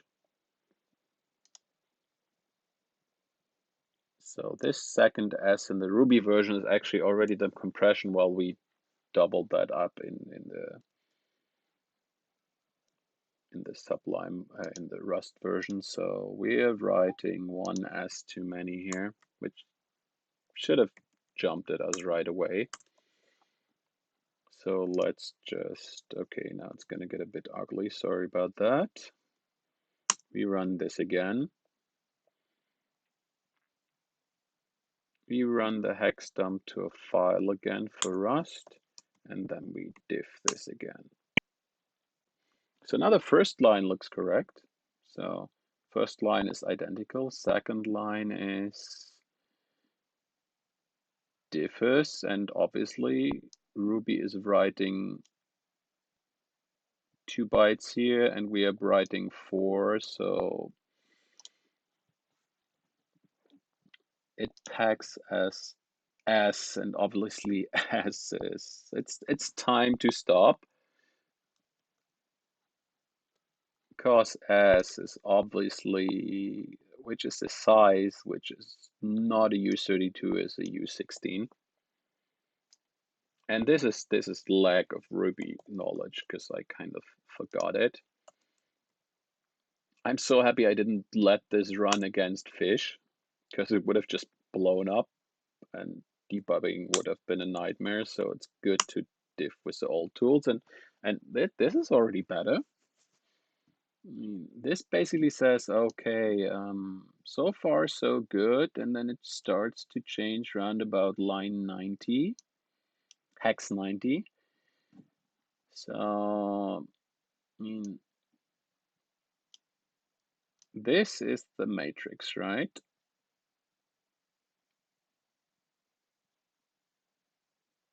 So Ruby writes a 3E and we write a 3F. And that's probably online IEEE float tool.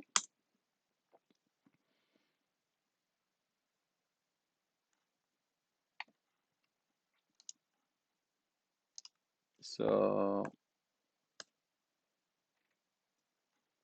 this is 3FF, so that's probably the one in our matrix. So if this is the only difference, and it seems to be pretty consistent, that Ruby writes this 3E and we write this 3F, that's close enough for me. I have that. Let's look over it. I mean, all the other numbers, the 6, 9, 6, 9, 7, 3. So the alignment is correct again, and it differs again only in this here.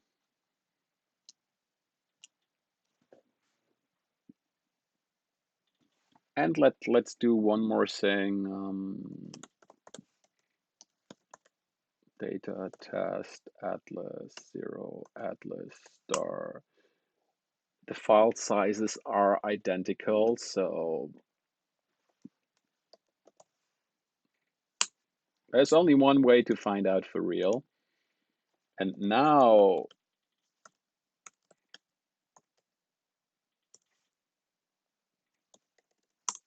getting to the point we don't need this anymore. So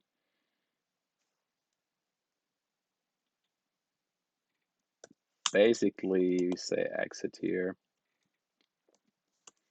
Or basically, let's say if false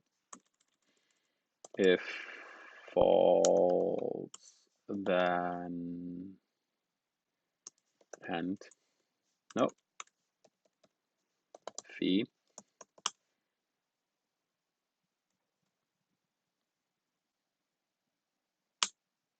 So we just say, hey, Ruby, don't touch our atlas files. We do them ourselves now. And I'm just to be sure, I'm just gonna remove all atlas stuff here.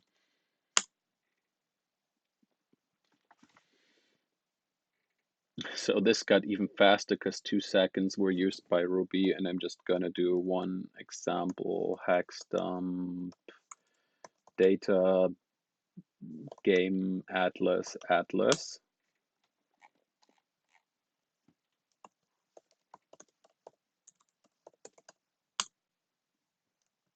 And this kind of looks okay. I mean, we have the header here, we have the file name here, and let's just pack this, right? And now if we go to Xcode and rebuild this and run this, this is our test case, right? If this works,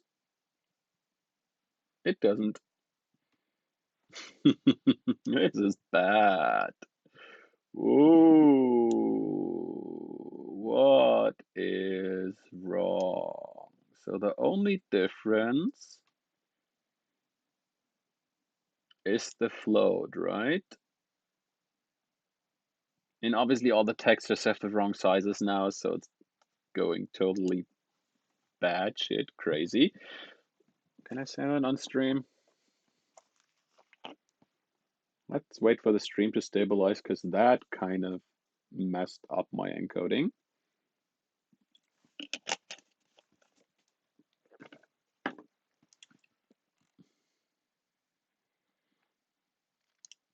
So the float we created there, nope, that's not. So we do pacf here. Let me try something. Where be 1.0 pack f.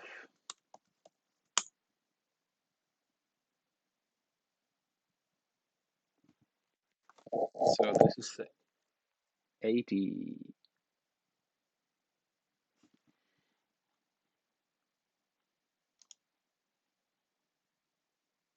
I really need the Ruby documentation now. Ruby pack. And I know where the official documentation is, but yeah, my network is slowly dying. API doc is fine.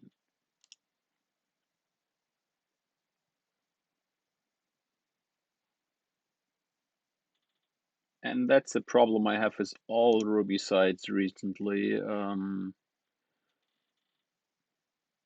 Basically, I want this documentation, but all the Ruby documentation sites are unreachable.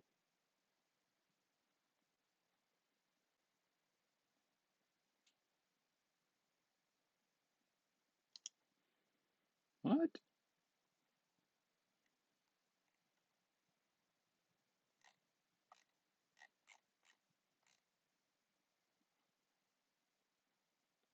Yes. Oh, we're using an old Ruby version, so array.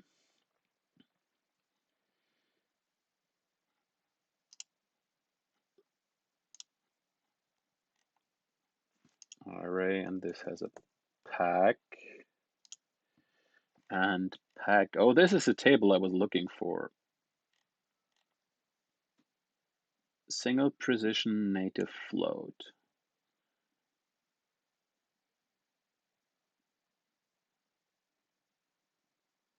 Single precision native float. Native is little endian, right? And single precision is 32-bit.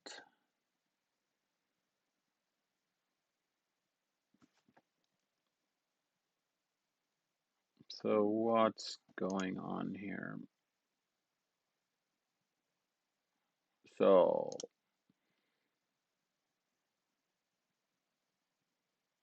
our problem here is the matrix, right? I mean,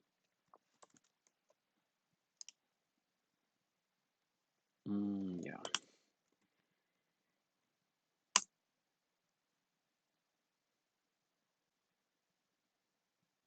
So this is the matrix we get here, right? So if we use our old code, not stolen, it's if we use this,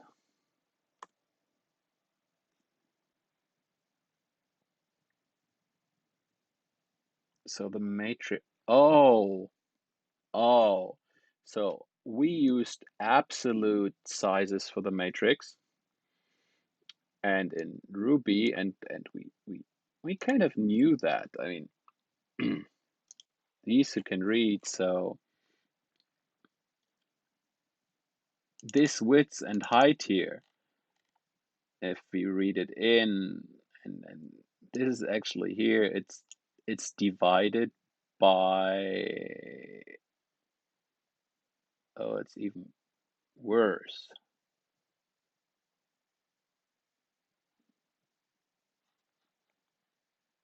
So I was lying when I said the scale is always, oh, this is so hard to read. 1, 2, 3, 4. This is totally, so wait a second. I am confused now, cause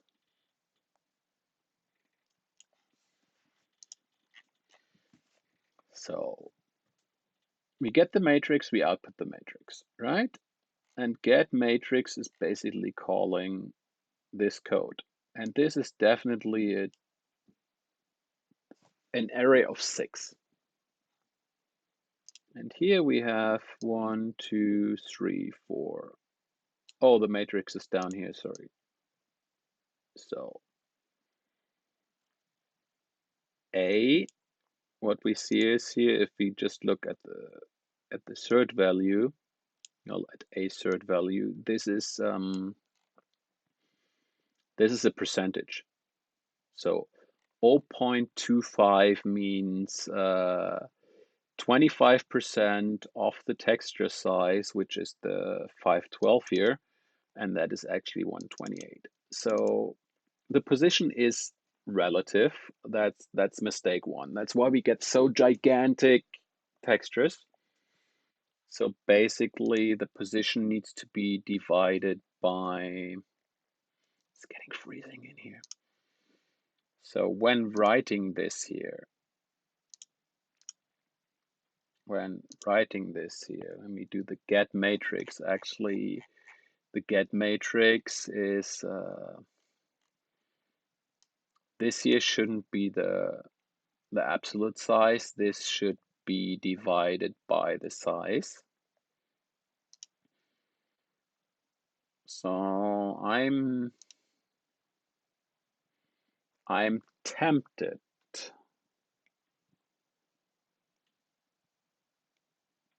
I am tempted to input the size here.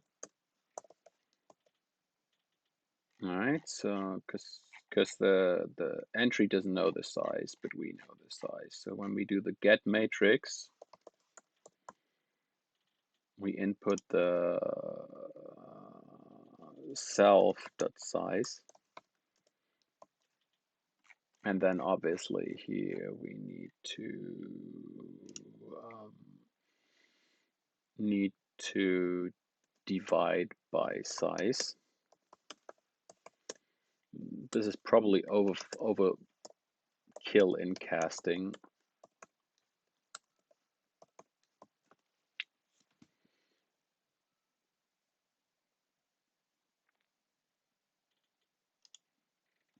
So if we run this now,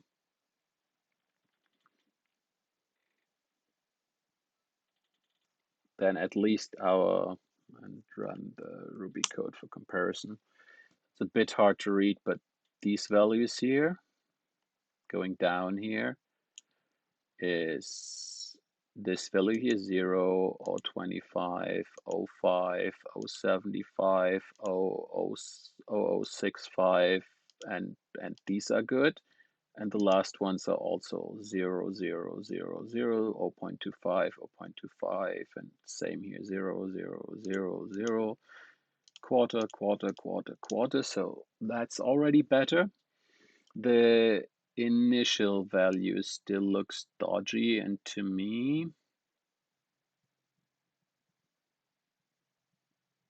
it looks like,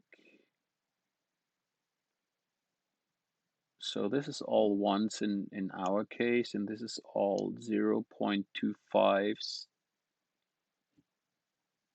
up until here. And I have the feeling that the scale is initialized to 1.0 here, but when we load it from the map file, we actually say, hey, we do this magic here. Sorry about that. We do this magic here.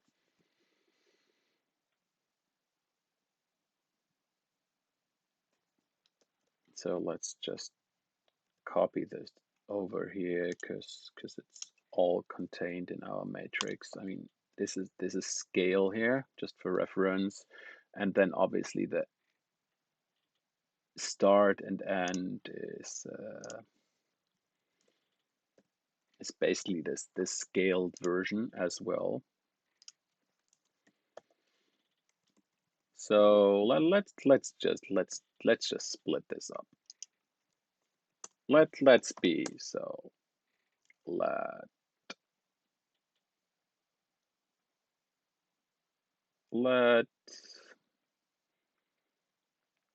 so start x is our position. Start x is our x, right? So start x equals self dot x as f32. Did I just kill the audio? Did I just kill? No, I didn't. Did I just kill the stream? Grown man looking at numbers. I think this stream is dying. Let's wrap this up soon. So let start y is self.ys. And we're being a bit explicit here, and I'm not saying the data format is perfect. And x is actually self.x plus self.width, and then this whole thing, the result of that, as f32, and then the same for y, right? Yeah, my stream is blanking down, I know.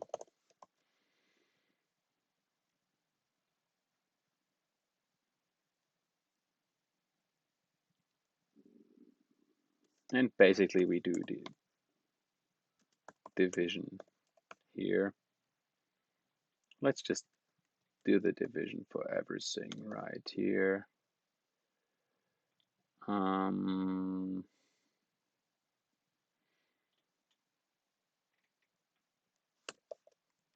Everything's scaled now.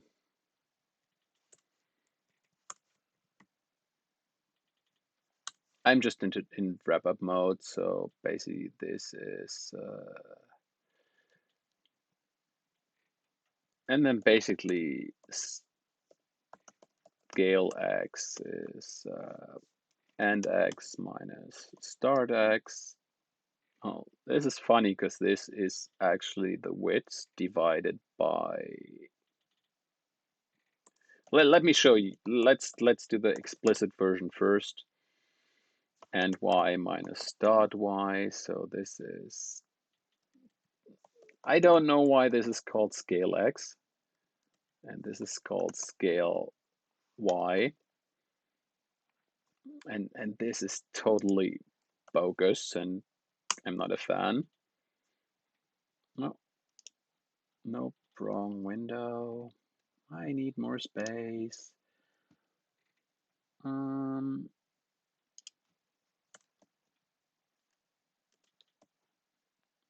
This is, oh man, probably I was incapacitated back then. So we're looking at this matrix here again. And this is now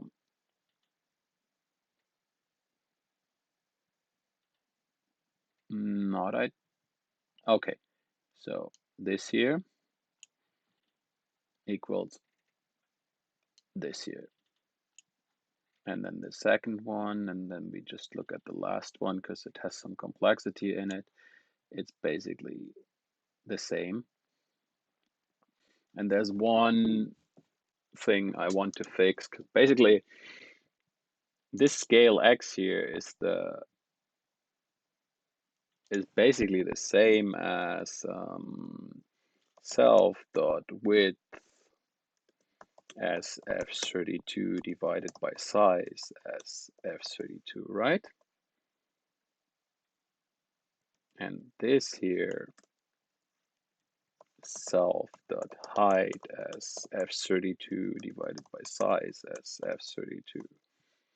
Right, the Ruby doesn't know, it has to recalculate from start and end, and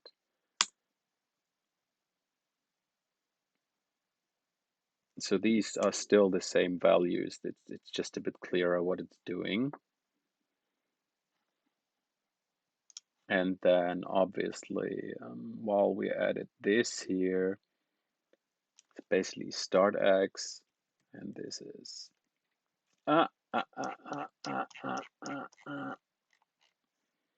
and this is and x, start y, correct?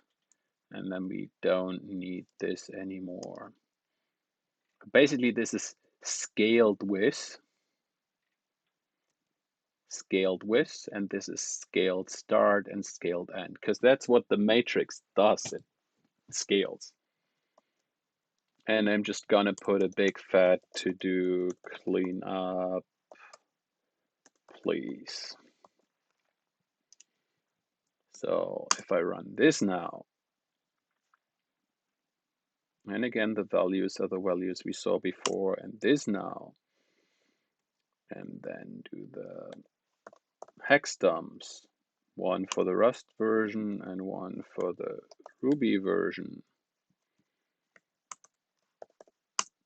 and then do the diff. They're identical. So now I can do the copy, let it run for Fiiish.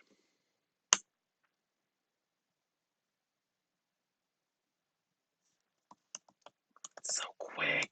This used to be take forever. Pack it, go to Xcode, build it, and run it.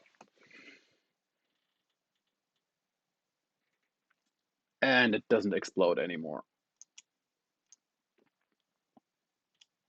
And all the UI is there, and it's all working nicely. And the Atlas conversion now is completely 100% Ruby free. So high five, fist bump, whatever you prefer. Hey, that's cool. It's still too noisy. We still need to remove the noise, but I would say, yeah, we stage this. We leave this in for one commit, so whoever reviews it can look at it, and then we delete it at the next commit, and whoever reviews it sees, okay, we just removed the reference code. So write add writing of .atlas file.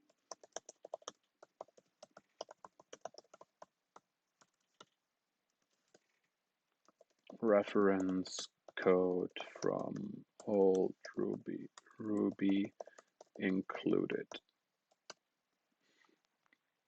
Commit that, fetch that, rebase, and push. So if we look at our goals for today, bonus, write the Atlas file and Ruby completely out of the equation for Atlas. I mean, that's big. That's big for me, and that's we are 2 hours a little bit in. I hope the stream didn't drop too much. Let me actually look at this. It was kind of okay-ish, I hope.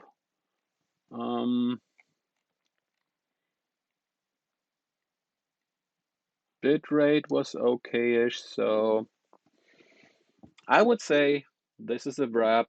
See you on Monday, unless I decide to do some streaming over the weekend, but then it won't be Fiiish, it will be 64 or one of the other tools. Hope you learned something. Code is still in the usual place. It's still experimental. Also, I'm leaning towards slowly going to the cleaned up version because this is I can't tell you how happy I am about replacing this Ruby code with Rust, and obviously we have to test it on Windows and stuff, but yeah. Well, that's me. That's a wrap. See you next time, and bye bye. And we are